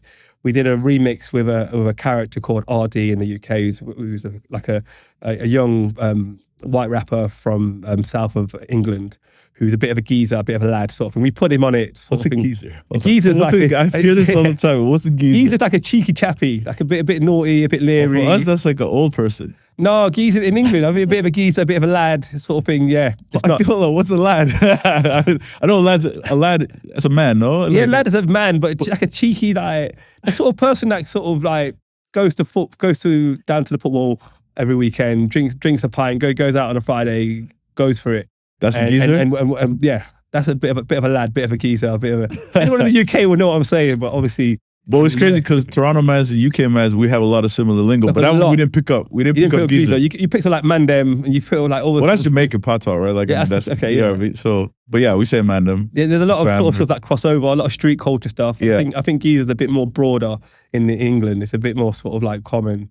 But anyway, we got this cheeky chappy on the record, and that was Tion Wayne literally found this guy who was going viral, and Tion Wayne found him, put him on the record, on the remix of a record, and once we shot a video, the song just went. But there's a few people on that record who. Yeah, we got about 9 people. I did about 15 remixes of that record. Oh, did you? I went country by country and I found the hottest rapper across Europe. We found someone from like all across Europe. We got all the hottest rappers. Yeah. And I did remixes. By the time I got to like remix 8 or 9, Tion was like, "Bro, you got to stop. Like, you got to stop because we'll pick it. I think we got Hooligan Hefts from Australia. We got we basically wherever there was a hot rapper, and it was a really good sort of exercise to sort of taking advantage of a moment. Yeah. We did loads of remixes. The song had no right to do what it did, but it just culturally, that year, I think it was 2021, it was the most important record of that year. Right. In the UK. I think so, yeah. When you put it together that many... Getting everyone to agree which part of the song we can do and not do. Right. You're dealing with 9 characters of different sort of levels in terms of some have had hits, others are just like friends of the lead guy who he'd promised a favor from last year. Like there was sort of loads of like varying scenarios, and we had to sort of navigate, which is where the A&R bit comes into it. It's sort of managing the characters within it and still delivering a final version that everybody signs off on. And obviously with Spotify, there's only a certain amount of primary tagging you can do per song, and deciding on who gets the primary tagging is also another sort of challenging that's right. I didn't even think about that. Yeah, because how many people you can only put it up to a certain amount? I think it used to be up to 3. I think recently, it might have moved to 4. Oh shit! But if you got a remix with 8 people on, all thinking this is their moment, and they all want primary. They all want primary tagging because obviously you can take advantage of the followers. And I think, that's a challenge. That was a real challenge. And you're dealing with like real street guys. So these are not like pop singing TikTokers. These are like guys fresh off the roads. Yeah, that are like relied on this to sort of move their situation. There's a level of conversation required. Yeah, and I think that's what I've sense. always managed, and a lot of my success has been, I've managed to sort of weather the pain barrier of sort of that side of it. Yeah. In terms of dealing with that and dealing Yeah. with sort of the edgier end of black music, because I love it. And I think, yeah, our job is to sort of give people the opportunity to sort of, like I said, I go back to that filling gaps bit. I Right. try and fill the gaps where the problems are and Yeah. zoom in on that, Yeah. and then allow the art to sort of walk through itself. What are some of the gaps you're trying to fill with Linebear? For me, like, I want to be known as the sort of the team of incubators that artists go to find themselves. And by the time they leave my nest, they are what they are, and they're able to sort of continue and push on, or we stay together for a longer time. But I really want to help people define what they want to be within my system. Mm-hmm. Are you doing deal structures where it's kind of, or it's like 50-50 licensing? Yeah, I'm doing participation? I've had to be flexible and creative because of where we are the underdog now. Yeah. I've gone from having real budgets and being able to muscle in on stuff and keep bidding to sort of having to sort of sell the creative opportunity and my experience and my ability to sort of plug people into characters that they couldn't do themselves, sort of thing. So yeah, we're creative on our deals. We try and offer artist-friendly deals. And we do licenses so that artists get their music back at some point. And we try and be good partners and help them build their business. Yeah. And you're obviously, I'm assuming you're not opposed to stepped up deals with the majors and all that. No. I do think majors are important. I think Totally. I think they're really important. I think if you're going to break anything globally, I think majors play a real sort of pivotal role in that sort of thing. So I don't think there's ever not going to be the need for that. So I collaborate with majors all the time. With Linebear. Linebear will plug into majors on certain things, or we'll do our own thing. On a single deal? On A single, EP, it can be whatever. There's no sort of particular sort of rules on it. The benefit of me doing what I'm doing is that I'm able to be super flexible and do whatever makes sense for the proposition at that time. Are the majors okay with that? Because say you're doing something with Universal, are they okay with you going across the way to Sony and doing the deal? The majors just want to win. Yeah. I don't think if it was like a massively developed artist that like a Drake level sort of thing, I'm sure there'd be a challenge. But I think on the development side, I don't think they care. I think they just want to be a part of good things.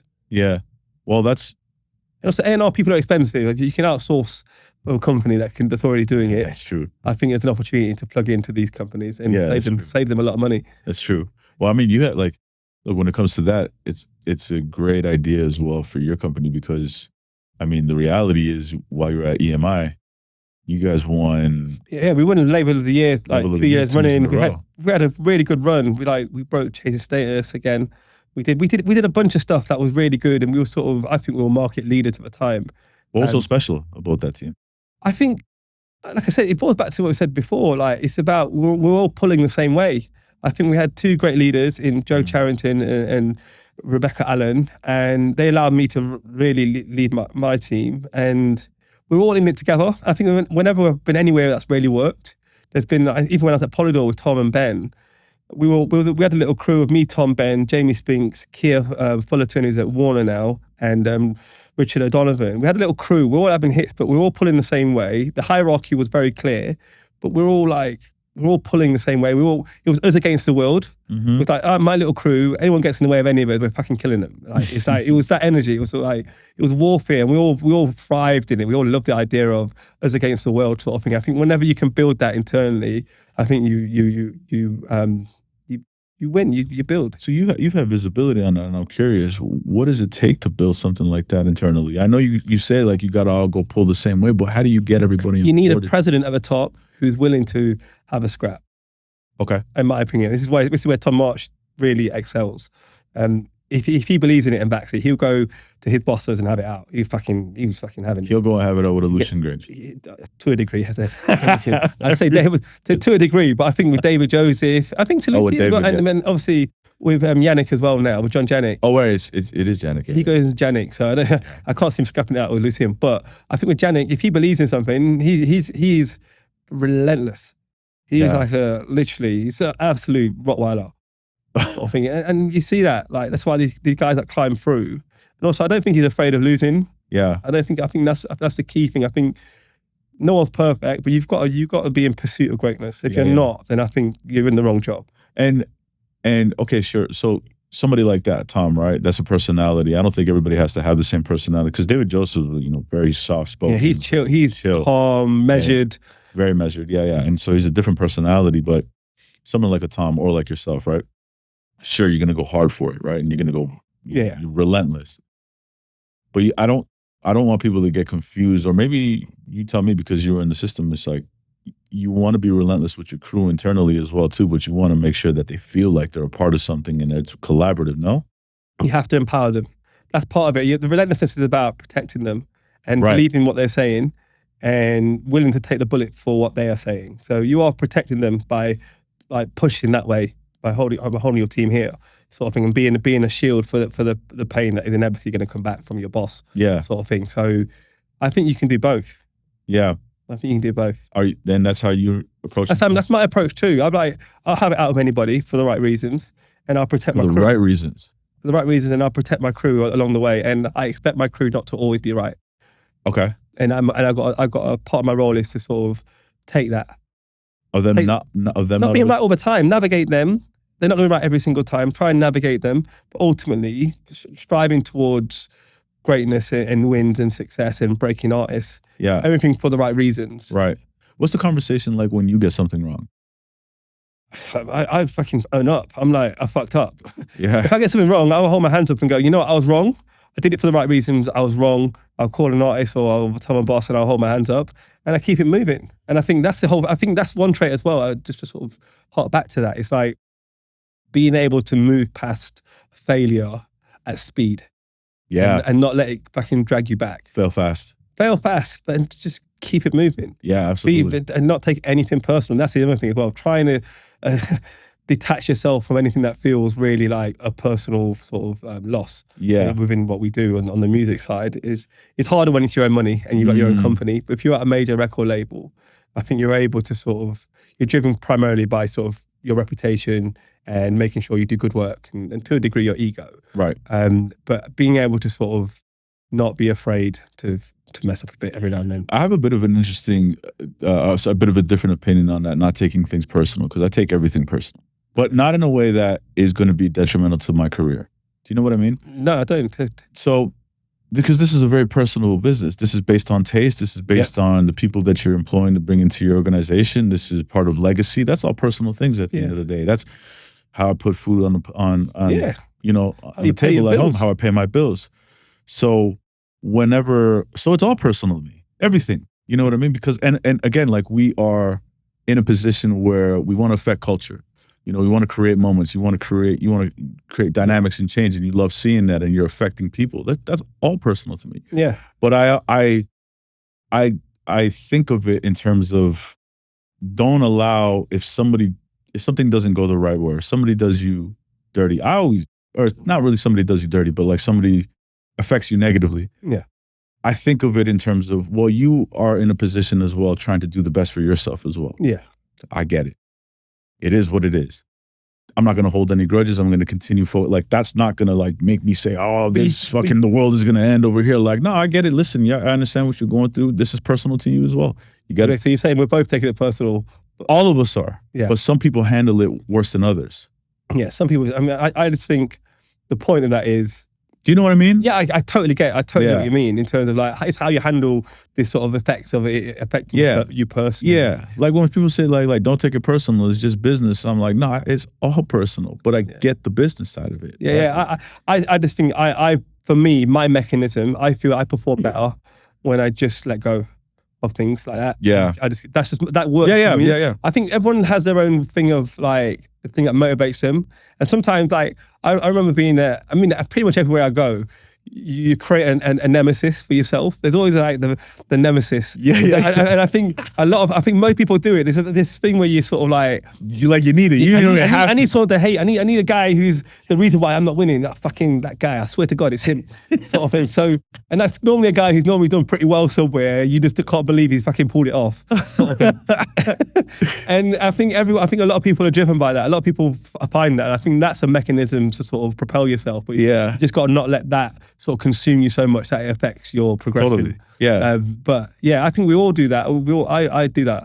I have Still to this day, I have a shit list, man. It's just like that shit list grows every single day. You could do anything and it'll grow. But before I used to have this shit list and be like, it was like an inside joke that I had a shit list. But I've talked about this enough on the podcast where people know, but it would drive me and it would be this like chip on my shoulder forever. Or it's just, I guess, circumstances of how I grew up and all that and my environment, right? It's just always kind of being counted out, I guess. Yeah. I'm like, whatever. I know what I can bring to the table, and I know that I'm just going to continue. Yeah, you back yourself. Keep moving. Right, yeah. But it was like a bit of a darker energy. Yeah. And then you start to become successful and you start to realize like you can't continue on with that darker energy because like it's going to really consume you. But I still have the shit list just for the but joke. you can use it.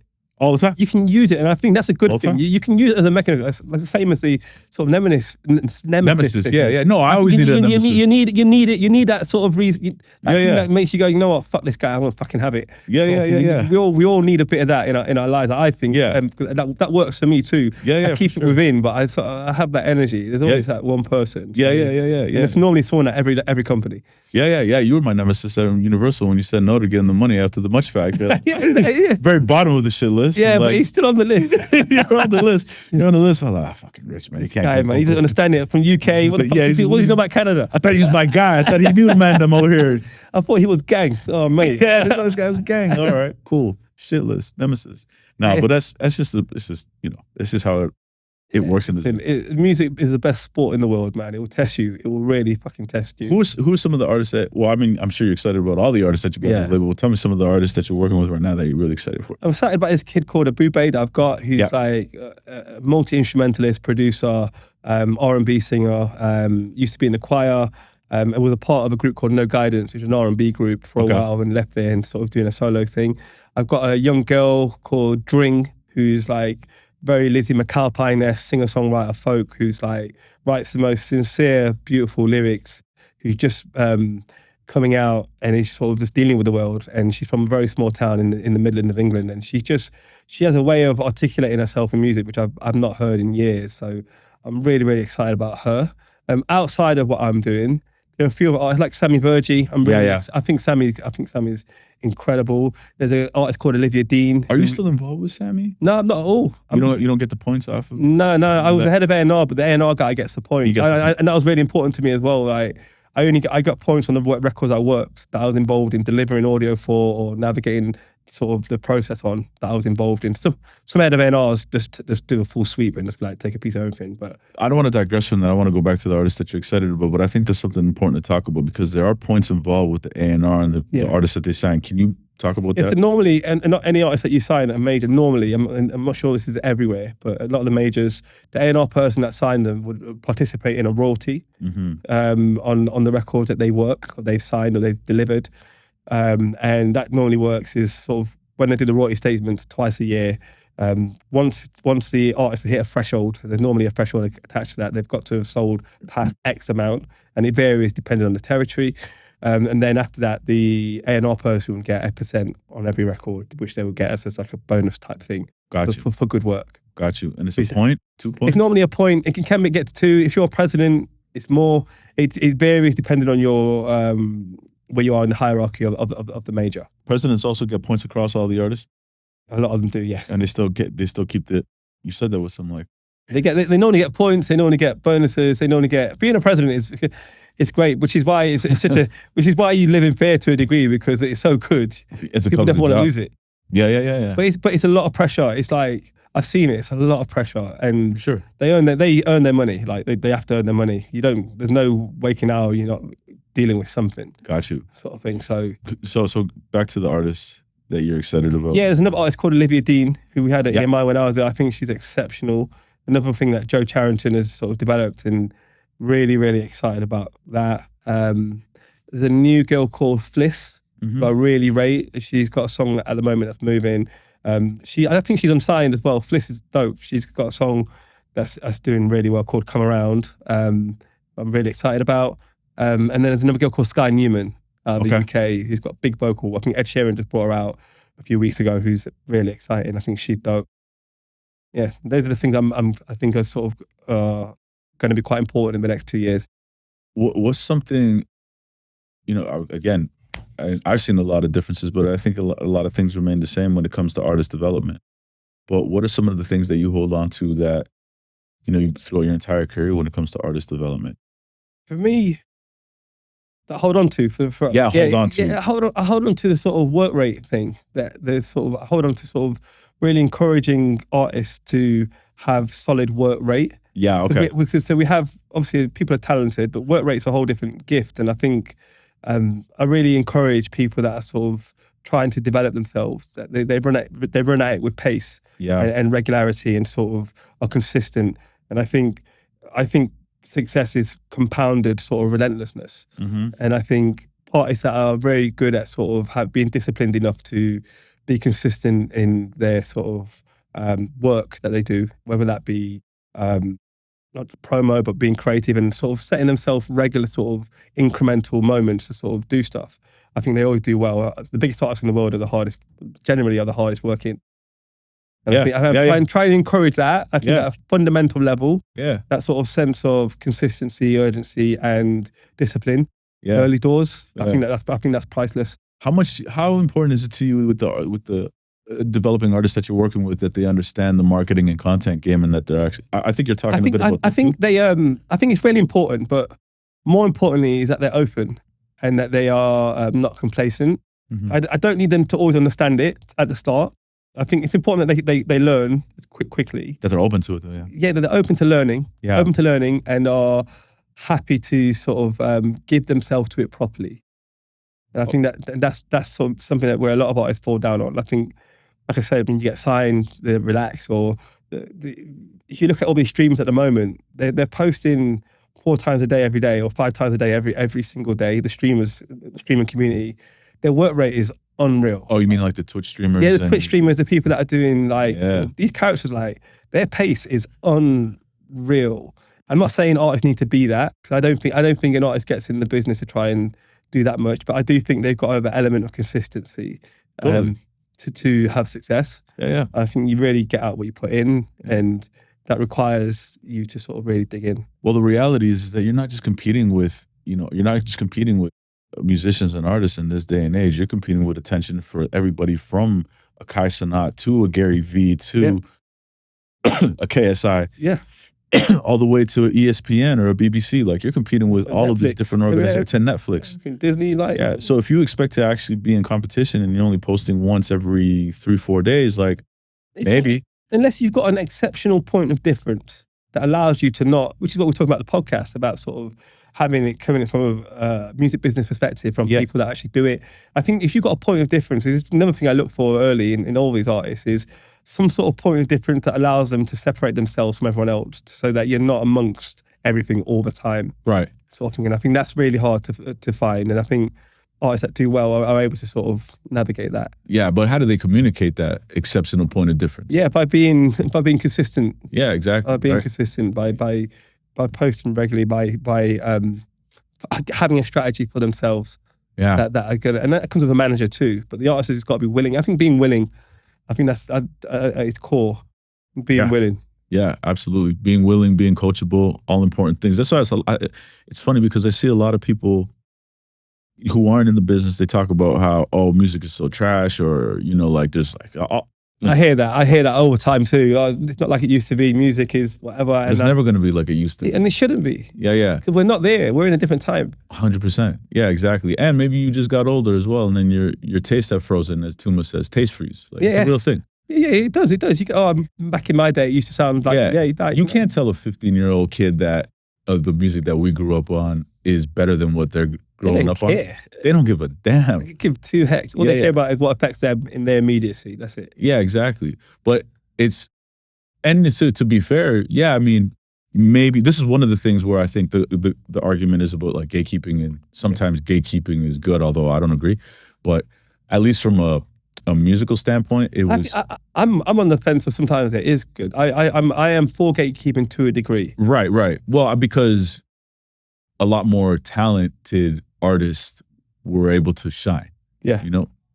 Argument some to be get made. missed. Some get missed, and some don't get through because of gatekeepers. Yeah. This is before a time of streaming. Yeah, pre-streaming. But I think what we're finding now, anything that's breaking through, and like I said before, it's been coming for a few years, and has a bit of substance. Sometimes a gatekeeper saying no is really important to someone that's incredible, because it forces them to go back, reassess, and come again. And by the time they have a breakthrough, they've normally got an element of substance there, which is very hard to undo. So I think there's a role in gatekeeping that, which is, even sometimes when it looks negative, actually for the bigger picture is really important in terms of character and building character within artists and having them revert, come again, and from a different angle, sort of thing. I think that for me indicates someone who's able to sustain a career. Yeah, that's just strategy and reinforcing or revisiting tactics. Yeah, I think that's more what that is. Yeah, it's one of those every no is close to a yes sort of vibe. But I do think sometimes the wrong people get through, and it puts everyone back by a few years. But this is where I think that happens when you say the wrong ones get through, is because I would imagine that there's also work ethic that is involved with some of these people that are less talented, quote unquote. Yeah, work their fucking asses off. Yeah, absolutely relentless, and that's a skill in itself. That's a talent. Yeah. I think that is a talent. Yeah, being able to get up every day and chase it down, that's a talent, man. That's probably one of the most important talents you can have. Yeah, in terms of being successful. You think you could teach that? I don't. I think you've got to have it in you to a degree. I think you can amplify it and develop it, but there's got to be something there. There's got to be some sort of spark, something in their tummy that drives them. I think it's a trait. I might be wrong, but I from the people I see do well, I think it's a character trait that they have within them that sometimes needs a bit of encouragement and a bit of nurturing, but it's there. Yeah, I think you're right. I've seen some of the most talented singers, artists. Heartbreaking. It's heartbreaking. You're like, what the hell? You're so, but you know what? Unless you can be consistent, it's pointless, because nothing worse than sort of diving in on something like that, putting 3 years in, only to fail. Knowing the quality is there, and knowing that that vessel couldn't carry it. Yeah, it's it's not fun. It's not, especially your manager, and you're relying on it, or sort of hoping on it to work. For your own personal life, for general sort of well-being. It's hard. It is. Yeah, the management sport it's hard, man. It's very hard. It's very hard, but I don't want to. But I think it's the most fun. It's addictive, because when it works, it's a ride and a half when that shit fucking works and takes off. Because you said to your point, like, it's addicting. There's a thrill, there's a rush that comes with that, right? It is. The good is great, the bad is awful. Yeah, the swings, and then that's the mark of a good manager, because a good manager is gonna know how to handle those swings. Yeah, right. And not every manager is good at handling. When I first started my career as a manager, I wasn't great at handling those swings at all, not whatsoever. But like over time, you start to really see, this happens in cycles. Yeah. So you got to be able to manage that and manage the expectation of the artist. I think I was pretty good at managing expectations, having real honest conversations with the people around me. But I would create a very much of like us against the world, like you said. Yeah. Out the gate. Same. Yeah. And early on in my career, I didn't know how to actually navigate with the partners for them to be with us versus against. Yeah. Right? Certain people. That's an art, and that itself, as a manager, that's an art. Like, that is what management is. It's what management is. Yeah. Management. You got to manage. You got to manage the situation. Yeah. Manage it. But you learn, like, there's no one in any company at any major or indie that wants to do a bad job, or thinks they're doing a bad job, or intentionally is shit. They're just not. Everyone believes they're doing the right thing. I think our job as managers so true. is to articulate in a way that allows them to feel empowered and to take so that both of your goals are met in the middle, and you're both pulling the same way. And I think a lot of people overlook that. A lot of people just think, oh God, it's just a big bad label. They got their opinion, but what do they know, sort of thing. I think my opinion is they've got a job to do. They want to be promoted. They want to do well. I need to find middle ground where I can pull them through and pull my gang through at the same time. And that's what the end goal is. Yeah, that really, that's the thing that I always had at the back of my mind when I was management, and it was very much, still in management with Scratch Bassett, and doing an amazing job. We just came off the Bassett's barbecue, which was incredible. I've seen it look crazy. Yeah, man. It was crazy. DJ Premier, incredible still. 59 years old, crushing it. Oh, wow. 59, holding it down. Energy is just through the roof. But in the green room, he was like a monk. He didn't talk to anybody. He was just very much himself. He's looking down and conserving the energy for when he was ball of energy when Gone. he was on that stage. He was gone. He was crushing. It was amazing. He was doing the cuts of 10 Crack Commandments live. Oh, wow. All that he was doing, all these like flips. It was amazing. We had A-Track. We had DJ Puffy. Russell Peters is DJ. Yeah, I saw it online. It looked crazy. Were you streaming it live or something? We were streaming it live on Yeah, Twitch. yeah, it was dope. Yeah. It was so sick. Yeah. We had 180,000 unique viewers on that stream. That's crazy. Yeah. The audience, imagine, there's no venue could have that audience. That's so crazy. That's That's what I'm saying. the benefit of it. And a lot of the young guys, like sort of Scratch Bastard, you say 59. Like a lot of No, the, Scratch Bastard is 59. DJ Premier is Oh, 59. sorry, DJ Scratch sorry. Bastard is in his 40s, but yeah. But even that, the 59-year-old on doing live stream to an audience that you could never be in the same room with, Right. like in 2025. It's just, I Yeah. think it's fascinating. We've got a guy in the UK called DJ AG, who Okay. is like this sensation. He basically pops up in King's Cross station and loads of venues around London and around the world now. Oh, yeah. And he has artists come on. My good friend Zion Richards is the manager, and he sort of has managed to mastermind this thing into this global presence sort of thing. But he live streams regularly. We had Burna Boy, had Will Smith, had like loads of big characters. Yeah, I But saw that. it's the first of its kind. It's the first time we've seen artists sort of using that as a promo tool. Yeah. Go on his live stream, which Yeah. is just a guy popping up at a train station with a DJ set and a light bulb and some mics. Yeah. And it's just like, Well, that's the reality though right now, because I mean, you're getting better promo, better visibility when you're going with these streamers than you are at a radio station half the time, to be honest with you. yeah, and it's not as expensive. It's not as expensive.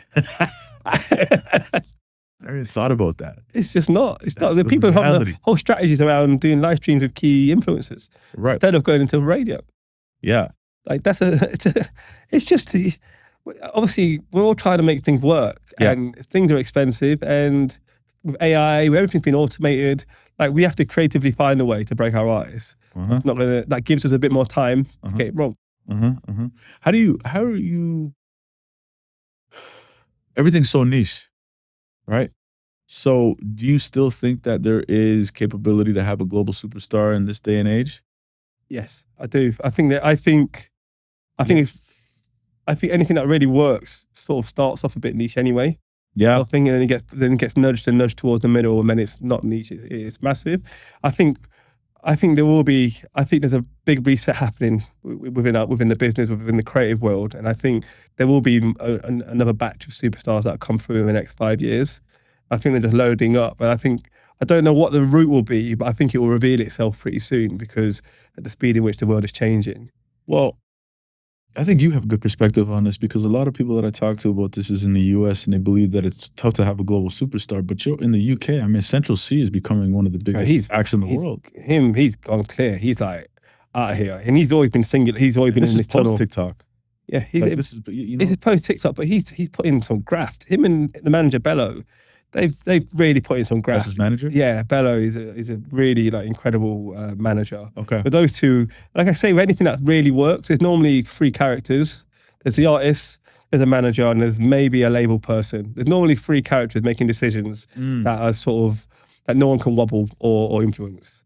When you've got that with confidence, it's a deadly combination. I think Central himself, he's very like.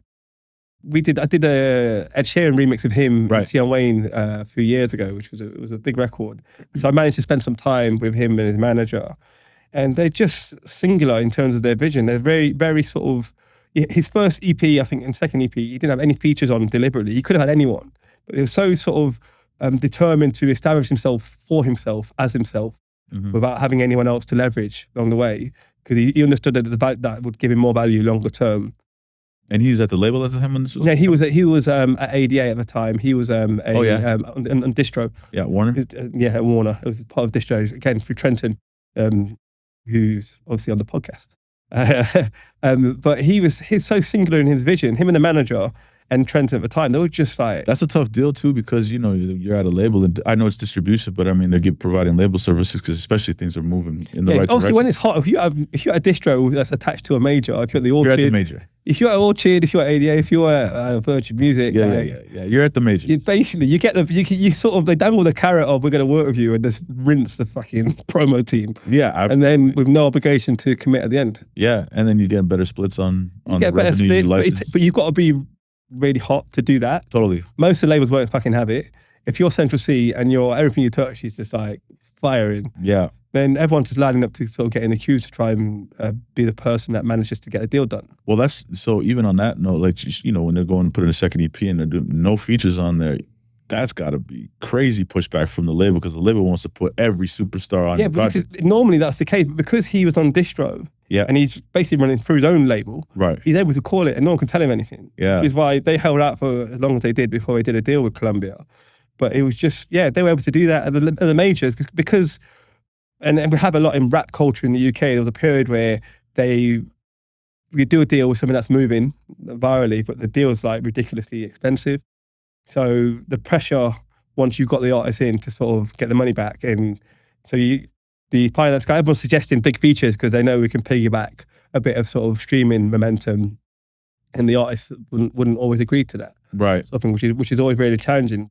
If you take the big amount of money, people want to sort of get the money back, so they'll encourage you to do things that are going to do that, regardless of artistically whether it makes sense. No, this is great, really great artists as well. Rap culture in the UK is amazing, man. I was just listening to these guys, these spitters of this new generation. I think there is a real conversation when it comes to who's the better spitters when it comes to the UK or in the US. I'm in Canada and not the US at the moment. Yeah, we're in Canada. I don't want no trouble. I want no smoke. No smoke at all. But obviously, I support the UK. I think UK rap is incredible. Yeah, these kids are getting better. There's a bunch of younger kids that are coming through, whether it be Nems. No, they're spitters. Yeah. There's a bunch of kids that are just like the next up that are really like And that's not taking away anything from rappers in the US, obviously of my generation and this newer generation. But I mean, like they really, on a global level, it feels like the UK artists are ahead in some senses, just on a global level. Yeah, I think culturally, in the UK we have a lot of artists that come out of Africa. We have a lot of stuff come out of Europe, which is obviously the Latin side of Europe, the sort of Spanish side of it. And we have stuff coming out of Asia. We've got a real big melting pot in London of diverse sort of culture. Yeah. And I think that births something that is so unique sounding that sort of you get a really sort of cultured rapper who sort of can really, really sort of perform in a way very different from a US rapper. Yeah. And this is now 20, 30 years of this genre, this culture really just getting when I was coming up, evolving, right? When I was coming up, UK rappers used to rap in American accents. Well, try and be such. Toronto artists used to do the same thing. That's all changed. Everyone's like proud of their borough. They're proud of where they're from, and they're making it work for them. And I think it's amazing. There's this conversation when it comes to US rap. I can't remember who said this, but it was very recent where they said everybody's got to start to sound more regional because everybody sounds the same in the US. But I don't find that to be an issue when it comes to UK artists or UK rappers or drill rappers, right? So they're quite regional already. They're quite regional anyway. Exactly. But they're very regional in their sound, in their influences, in the culture, and it resonates in a real way. Like there's real impact when it comes to it does. There's a new rapper called Cast, which is a Liverpool rapper. Have you heard the Scouse accent? Yeah, Scousers. That's UFC fighter is a Scouser. Paddy the Baddy. Paddy the Baddy, yeah. So there's a rapper managed by my good friend Lloyd Murray called Cast, who's just been on the Drake tour at the moment. There's this Liverpool kid, and he's so thick with Scouse. It's like, it sounds mad, but it works. The bars? Like when bars, he's rapping? His bars sound mad, but it works. He's so sick. I think he's next up. He's like, really? Check him out. I'm gonna check him out. Yeah. Crazy, but he's been doing the Drake tour. The reason why I say it is because Drake's been in the UK for a minute. Yeah. And he just got on that tour because Drake's seen him online, literally. Oh, crazy. Drake was like, he's cold, and swung him in. It's like, it's crazy. Yeah, I'm not surprised. He always He might be the best A&R guy on the planet. Yeah, him and Rihanna. Yeah. 100%. Crazy. Yeah, exactly. I mean, he'll see it. He'll always be able to identify whether somebody is dope or not. And to identify the cultural, to be able to identify whether it's culturally right is really fucking a specialist sport. So I get my hat off to it. Yeah, absolutely. Yeah, he's always got his finger on the pulse. The team always has a finger on the pulse when it comes to that kind of stuff. Yeah, he's seeing everything. Dope. But how are you? So when it comes to an artist like that, what's his name again? Cast. Cast. Kasst, if anyone. Okay, cool. I'm gonna check him out. But when it comes to an artist like that, how are you competing with the majors for Lion Bear to be able to go in and like get these deals done? Because I think with that sort of stuff, it depends on how long they've been doing it. In rap culture, if you, especially if you're coming out of like street sort of life, how to put it, like gang life sort of thing. Yeah. It's tricky because normally they're sort of, a lot of rappers in that space are sort of need a payday to sort of put some things to the side sort of thing. Right. So my thing is, when I'm really early, I can offer them sort of real early sort of advice and development. I can offer them deals that are a bit more favorable than majors. My royalty rates are very different to what a major royalty rate was. I just can't offer the financial thing up front, but because I can plug into a major, I can give a rapper like that a bit of time to develop without having the pressure of having to deliver a big moment super early, which is the whole point of the incubation of the company. That sort of thing. So my offering would be my experience, my royalty rates, and my ability to sort of eventually get into the front line with you. Right. Well, once you're ready. Right. And protect you from the characters that I know are going to really sort of pull you left and right and maybe take you off your focus of what you're trying to be. What do you have to avoid when you're talking about these characters? I think you got to avoid the urgency to get the money back quickly. As an artist? That's really hard. It's really hard when you're signing to a major for a new artist. If you're like on album 2, you've got established fan base, I think it's different. But on the new ones, there's a lot of pressure when you're coming into a label, red hot, one song in, having no sort of real sort of catalog, no catalog, no sort of substance yet, because you're fairly new. No story, no plot, no real fan base, nothing, no real solid foundations. At that point, I think you need either someone like me to either manage or my company to sort of protect you from being dragged left and right in that scenario. Because it takes a brave person to go to a label and say, I know you spent 100 grand. I need 6 more months. We need to put an EP out in between to get it to where we need to be. We've got a big record coming. Trust me, please, everyone don't put the pressure on. Those conversations are very hard to have unless you know the people to say it to. Do you know that you're low-key back in management? You know what? I find my way back. I think I'm getting dragged back in. I think the universe is saying you got to get involved again. It is, man. This is the role of the manager at this point now. You know, but you're just doing. Yeah, you're doing better partnerships. I'm doing better partnerships. I'm participating in IP. So I'm doing partnerships. I'm trying to help people grow their business with my business. Yeah. You, I can see that, man. The excitement and the energy out of. I'm gas. I'm going for it. I only know one gear that's on and off. I only know on. So I'm going to try and do good work. Yeah. I'm going to try and have a real positive impact on a bunch of young executives and a bunch of young artists. A good example of that. I mean, you just in Toronto for 3 days. Like, what brought you to Toronto? I mean, for the business, right? It's business. I met with my good friend Jermaine actually. Jermaine Clayton. Shout out Jermaine. We're in the middle of doing a deal. So I've flown out. He came to see me 2 weeks ago in London. Oh, okay, wow. So I matched the energy. I got on a plane. I come back. Look at that. And we met up yesterday and we're talking about stuff. So yeah, I'm really excited about that. But it takes that. You got, when it's go time, it's go time. Well, I mentioned that because it's people business, and you have a lot of relationships across the globe. Yeah, I've been lucky enough to sort of nurture that. Yeah. And I'm curious. So it's not that you're doing a partnership with specific to the Canadian market, or is it specific to? No. It's just I think obviously it's North America. I'm in the UK. And I think having my sort of artists that I've got being developed, having a presence in North America, I think Canada's possibly the best place on earth to do development. Yeah. Because of your touring, because of the characters that are here, and there's sort of, I don't feel the pressure of being in North America by being in Canada. I feel like there's a bit more time here. Okay. And the characters are more cool with taking a minute on stuff. More patient, yeah. Yeah, I got you. And without having this sort of, once you catch the gaze of the sort of bigger label sort of thing, the stop clock starts and then you're in a race to sort of get to a place. And I think Canada's particularly placed in the world where you can go there, incubate, build, and then come out to the world cooked. Is that why you said you feel like everybody should get cut? I think everyone should get fired. Okay. Yeah, I think everyone should get fired. It's like, I think it's a real fucking life lesson. Getting fired, it's like... Oh, just in general. So not specific to like everybody. You just mean everybody should get fired at one point. Yeah. Yeah. All right, tell me more. No, I think I'm going to get fired at some point because there's nothing that will test your character more than that. Yeah. Especially if you've been somewhere for a while. I think like, get fired, you figure it out. You go, oh shit, I'm more than just this job. I've actually got experience. I can do things. Yes, it's tricky, but I've got to figure this out. And once you've weathered that, no one can trouble you after that. It doesn't mean don't get a job again. Get a job, but once you've had that and weathered that and navigated it, Yeah. what else can test you? You've been fired before? Yeah, I have. I How did- had my first job. Okay. I got fired because the business wasn't quite working. It's funny. I got fired just before I had a big moment. I had a group. I was a management company. I had a group just before they broke.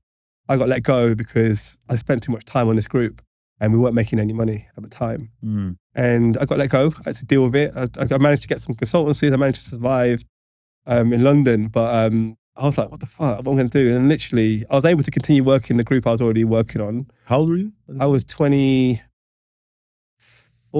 Wow, young. Okay. 24. I was just in London for 3 years. First And heartbreak I had with no the family business. there. I had to figure it out. Yeah. But I got fired. I was like, oh God. So I used all my contacts. I managed to get 2 consultancies. Within 2 months, I was making like maybe 3 times what I was making working for the guy full time through consultancies. And just after that, the first group I worked with properly broke. Mm. We had midweek really high, and all of a sudden my phone won't stop calling, and I've never looked back since. Sorry, the artists that you were managing when you were at the management company, a few months later they broke. No, they blew up. They blew up, but then they came back to you. Yeah. No, so basically, I was working for a company, Yeah. managing a band. Yeah. The band sort of were building, but we hadn't had a real moment, and the company was struggling. So I got let go, and You took the axe with you. No, the act stayed there, but I was allowed to consult on just that act. So I was a full-time employee, and then I got given sort of reduced you get a percentage of the act. You're leaving, but you can have a percentage of the act if you carry on working the act. Yeah. Sort of thing. So I was just basically on commission. Okay. I was basically on a quarter of the commission. I can say it openly, and I had to make it work. And 3 months later, we dropped the album, and then we toured in arenas, and he just went from strength to strength. But I was in a real do or die, it has to work moment. And I think that was a quite character defining moment where you just got to figure it out. And 3 months is a lifetime when that happens, right? Bro, you're figuring it out. And obviously I'm from the Midlands in England, so London's quite a daunting place. It's like coming from the outskirts and coming to Toronto if you're not in Canada. Canada, Toronto feels like New York. It's a big place sort of thing. So for me, that was a real good life lesson. So I think and I say that the firing, I think it was a really important step for me as a person to not be afraid of that ever again. Yeah. So that's why I moved through a lot of jobs, because I was never afraid of it. I didn't give a fuck. I was like, Yeah. I've definitely been fired before. So. Yeah, it's good. It's good. You're here. Look at you, fucking smashing it. Yeah, I appreciate that, man. But yeah, it wasn't define you. It will help you. I think it's a great character process. Yeah. It's I think that's what you said. What you said is you got to have it in you one way or another, whether it's a chip on the shoulder, whether it's just you want to be the greatest at what you do. Yeah. I think there's something innately inside of you, again, whether it's environment that's going to have you just progressing. It will drive you, forward. Yeah, because everybody's going to fail. Yeah. Everybody's going to fail. And some people fail way harder than other people, right? It's how you handle it. It's how you handle it. And it's sometimes, it does take time, right? You know what I mean? Like, because your identity is wrapped in this other thing. I mean, like, even from me going from the music video production side of things to becoming an artist manager, many people were doubting me at that time. It was wild. Yeah. And it was just like, oh, he's the video production guy. And I'm like, I don't want that to be on my tombstone to say like, he's Mauricio Ruiz from Mad Rock Entertainment. I'm like, no, I think I can do this thing over here. And it's just, also part of it had to do with the fact that I had really good mentors in my corner. I'm always seeking out advice. Yeah. And also coming across people that I felt like, oh, if you're here, I feel like I can do this. Yeah. You know what I mean? I had that a lot. I've had that a lot over the years. You'd be in rooms, you're like, I could do this. Yeah. What's he doing? I could do that. You have those moments, from your experience. I mean, doing the Mad Rock stuff, putting videos together, production, that's hard work. That's real work, bro. That's really hard. And a lot of people don't understand what that process is. And I think if they did, I don't think doing management was a far stretch from that at all. No, it wasn't. It wasn't, because you are managing a lot of people. I think people would see that and they think there's like a 3.5 minute video. Budgets. You got all it's actually a logistical nightmare. Yeah, exactly. Yeah, and you got to have a really solid team around you. It's exactly right. It's that really prepped me for management to be able to put the right pieces together around an artist to be able to be successful. And then you also have your P&Ls that you have to deal with. Yeah. And you're looking at, because I wasn't not only a producer of the production company, I was the owner operator of that production company. So I had to make sure that our So the margins. book drops with you. Things go wrong. Your client's not happy. They're calling your phone. Yeah, saying, exactly. What the fuck? No, but not only that, but it's like we were responsible at one point for 8 employees. So I got to make sure that everybody's They got their own getting a paycheck. livelihood. Yeah, they got their own bills and their kids Yeah. and their family, whatever. On top of the contractors, right? So you're going and you're trying to make a music video, you're doing it for $100,000, and then you're getting a margin of say 20% plus insurance. If you're including that, you bake it in, it's 23, right? But as you know, like you're dealing with a manager, you're dealing with an artist, you're dealing with an A&R over here in Canada. We're like, oh, but we got to get this in the video, got to get this in. You have to constantly be having that conversation that you want to have the best creative, but then you also want to make sure that you're at least protecting the margin. I was infamously known as a guy who would go like, we start at 20%, but I get it to 10% because I always wanted to make sure that client is happy, we got the best visual possible, and that we're not wasting money on like silly things that weren't showing up in front of the camera. But I still had a responsibility to my team to ensure that those margins were coming through so we can actually have profit and then pay employees. Plus, you have to make sure that your contractors are also getting paid. You couldn't blow through the budget. That's why I think MuchFact looked at us so favorably, because whenever we would send in the treatment, by the time the program was done, they were like, yeah, Madrock's involved. We don't really know who the artist is, but if they're taking a chance, they have good taste and they're responsible with the budgets, and we wrapped up our binding. They knew you were legit. You saved yourself a lot of explaining by just being you guys. Yeah, exactly. And in the US, they started to see that as well. And actually, if you do good work and you're actually of quality, it speaks for itself. Yeah, absolutely. And especially in a major label system, whether it's a major label system or an independent business like yours, for example, right? Or this business right here. Yeah, you are investing your own cash. You might have some partners in there, but you got to be responsible at the end of the day, because it is a business. It is. And the only way that it's going to survive is if it's fucking profitable. Yeah. You know what I mean? Yeah. So that's why it's important. Like, again, I'm really excited. I know, well, I thought of this as just being an opportunity to build up the media side of things for me, because I come from media, I guess. I come from production, come from the film side. I know what quality looks like in terms of that. That's probably the thing that I understand the best is content. And then when working with Jesse for 8 or 9 years, innately I kind of understood marketing as well, because I was really good at marketing Madrock, and then was pretty good when it came to Jesse in terms of the content side of things. Yeah. And now back to this, where it's not a service, it's more IP and owning it. But it's still a business. I still got to make sure that revenues are coming through the door. But I enjoy this, like legit. You'd rather be doing this than pretty much anything else, I'm sure, because I feel like it's so rewarding. Yeah, this and managing Scratch Bastard. Yeah, I enjoy managing Scratch. I mean, he's one of those people, like, just like, you don't got to wake him up to go to work. He's on it at all times, right? And what's been really fun and exciting, because he's been around X amount of years, he's been in this game longer than I've been in it from the film side of things. What's really dope about him is he's done a lot of this work kind of by himself in many ways. Right? Yeah, he's had other managers along the way, but it's never really scaled the business around him. So it's been this really unique thing to watch somebody who's a bit older than me, who's been in it longer, and me being able to show them kind of how to scale. Yeah. Right? And I know some people don't like that word, but I love it. I love that word. Yeah, I love that word as well too. So you don't have to take all the responsibility on yourself, which a lot of artists, I think they might get wrong. Or they feel like an artist and manager, they're going to do everything themselves. Yeah. It's just virtually impossible. It's not a bad thing if you all of a sudden have other people helping you create the vision that you're trying to create. Ultimately, you want to drive that forward as an artist. You're in control. You're in command of that. But you need other support and people around you. And if you're actually generating real revenue, don't hoard the money. Don't go spend the money on stupid shit. Go and put the money back into the business. And what does that look like? It looks like employees. It looks like people, the contractors. It looks like a videographer. It looks like a creative director. Yeah. It looks like, if you're doing this independently, an A&R inside of your business, right? It looks like all these things to help generate and grow the business. Like you said, if there's a Rich Castillo or if there's a Tom March, you as the artist, you're the president of that.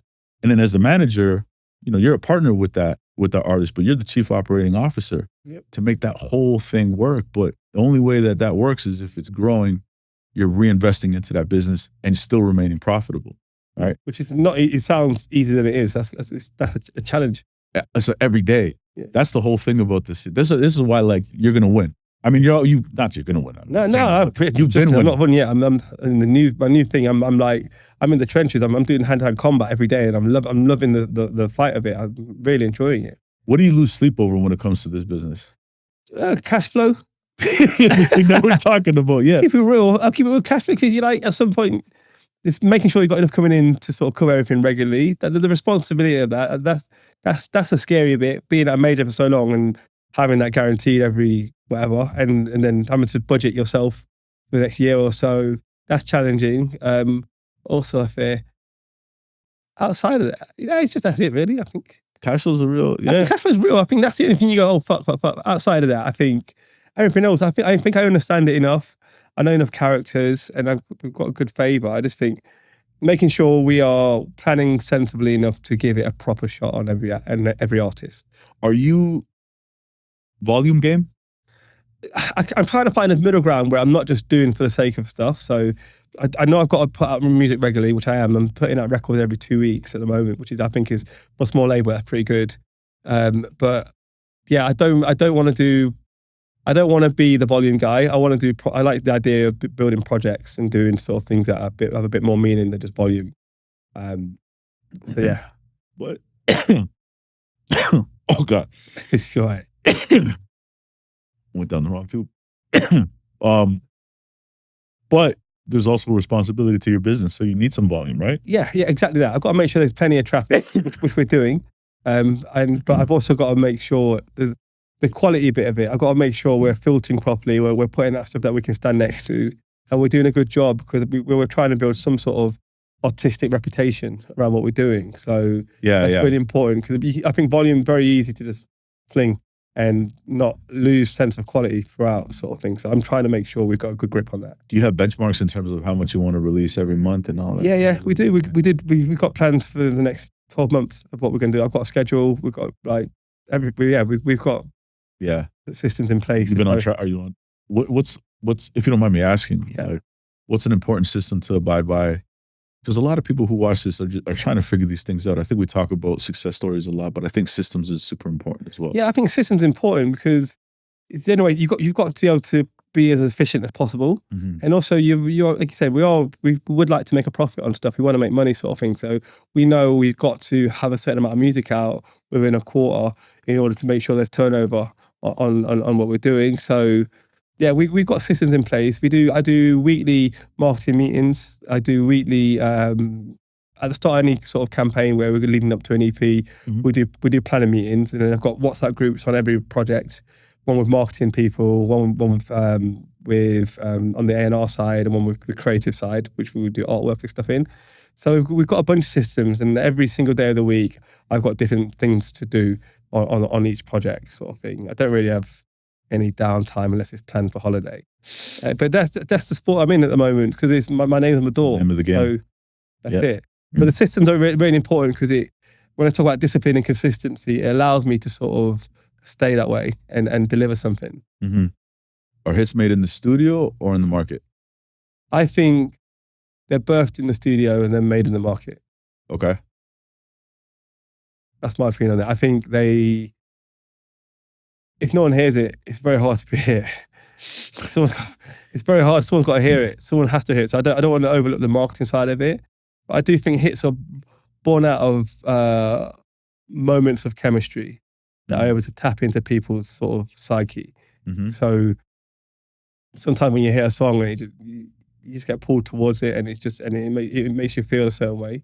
And I think if you're lucky enough to be in a position where you feel that way, and you have a team of people that are able to execute your vision, you can have a hit record. I'm curious, how often are you hearing a hit record and the artist is not hearing it? Quite common.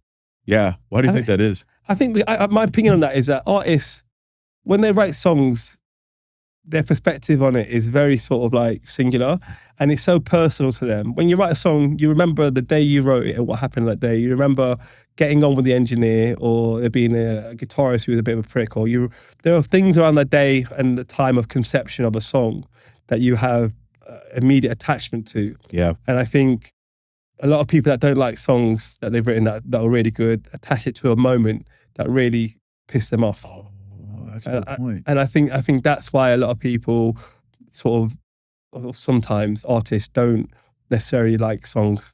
Wow. I think that's my opinion on it. From my experience, the ones that have been hits and that the artists didn't like, sometimes they'll pitch songs, so they see themselves as a writer, and the song isn't the song that they wrote, so they know they're not getting any publishing on it. So their relationship with it, because they wouldn't class it as their children or their child, that song, because someone else had written it and pitched it to them. The A&R man said, "You'd sound great on this. Yeah. Just go studio for me for once, and if you don't like it, we won't do it." They do it. They smash the vocal. The song feels like a fucking smash. Everyone at the label is gassed, and the artist is like, "I've got no publishing on it. I didn't write it. I didn't really. It's not my song. It's not my baby." Yeah, I don't even think the publishing matters, to be honest with an artist. Yeah, so it just depends. Like, it's just like, I didn't write it. It's not, it depends. Yeah, it's not my really baby. for me, It's not my baby. Sometimes it's not your baby. So you're like, you can't. You're just very hard to find the connection with it in that way sometimes. Yeah. And if you've got an A&R guy and a label guy who understands music and understands the market and knows that if we release it in Q1 when there's a quiet spot and we've got like an opportunity to get them on iHeartRadio within 3 months because of the records it's going to go, and they're pushing for that song to be cut, then that's sometimes how it works. And the artist can sometimes do that with gritted teeth or just not do it at all. Mm-hmm. But it happens all the time. So I think all those sort of those pushbacks are attached to particular scenarios with the artist. On that note, what's one piece of advice that you give every artist that you work with? And what's one piece of advice that they ignore? One piece of advice that I give to every artist I work with is communicate how you feel. I think it's really important to communicate how you feel, whether you're right or wrong. I think knowing how someone feels about something is everything, because it gives you context around decision making, and it allows you to sort of move through the gears a lot quicker, because I think a lot of problems are built around guesswork when people think they know stuff and not sure, think the artist feel a certain way about something. So I think the most important thing for me is the communication and artists feeling comfortable enough to actually be honest about their situation or how they feel about something. Mm-hmm. I think that's the most important thing for me. Advice that they don't take. Yeah, that you wish they did. They wish they did. Sometimes it's the same thing. Right. Yeah, being honest. Fair enough. Yeah. Sometimes it's about communicating and being honest at the right time and making sure you articulate how you feel about things before we go right down a tunnel on something and having to sort of undo a lot of work, which can be costly and time consuming, which generally causes most problems. Yeah. Is there 3 books that you recommend for people to read, whether it's in the music business or not? Okay. I've got a few books that I like. Okay. My 3 are Howling at the Moon by Walter Yetnikoff. Okay. It's the guy who used to run CBS around the Michael Jackson days, the guy who signed Michael Jackson. Oh, shit. Okay. It's incredible. He was a lawyer. He's like, his story is crazy. It's like proper old school music industry. The second one is a book called Winners by Alistair Campbell. It's basically a dive into loads of people that have had massive success, from football coaches to entertainers through to it's just a book on winning and sort of the traits around winning culture. Okay. And then the last one would be From Good to Great by Jim Collins. Yeah, okay. That's one I've read recently, and that's one I'm in real sort of like impact on me at the moment. So I recommend those books. I think there's a lot of learning in all of them. They talk about the margins, the day-to-day, and sort of the characters that it takes to build something that works. That's amazing. Those are great recommendations. I never heard of any of those books, to be honest with you. So that's dope. I'm gonna take them in. Check them out. Rich, man, appreciate you, bro. Thank you. Thank you, man. Love.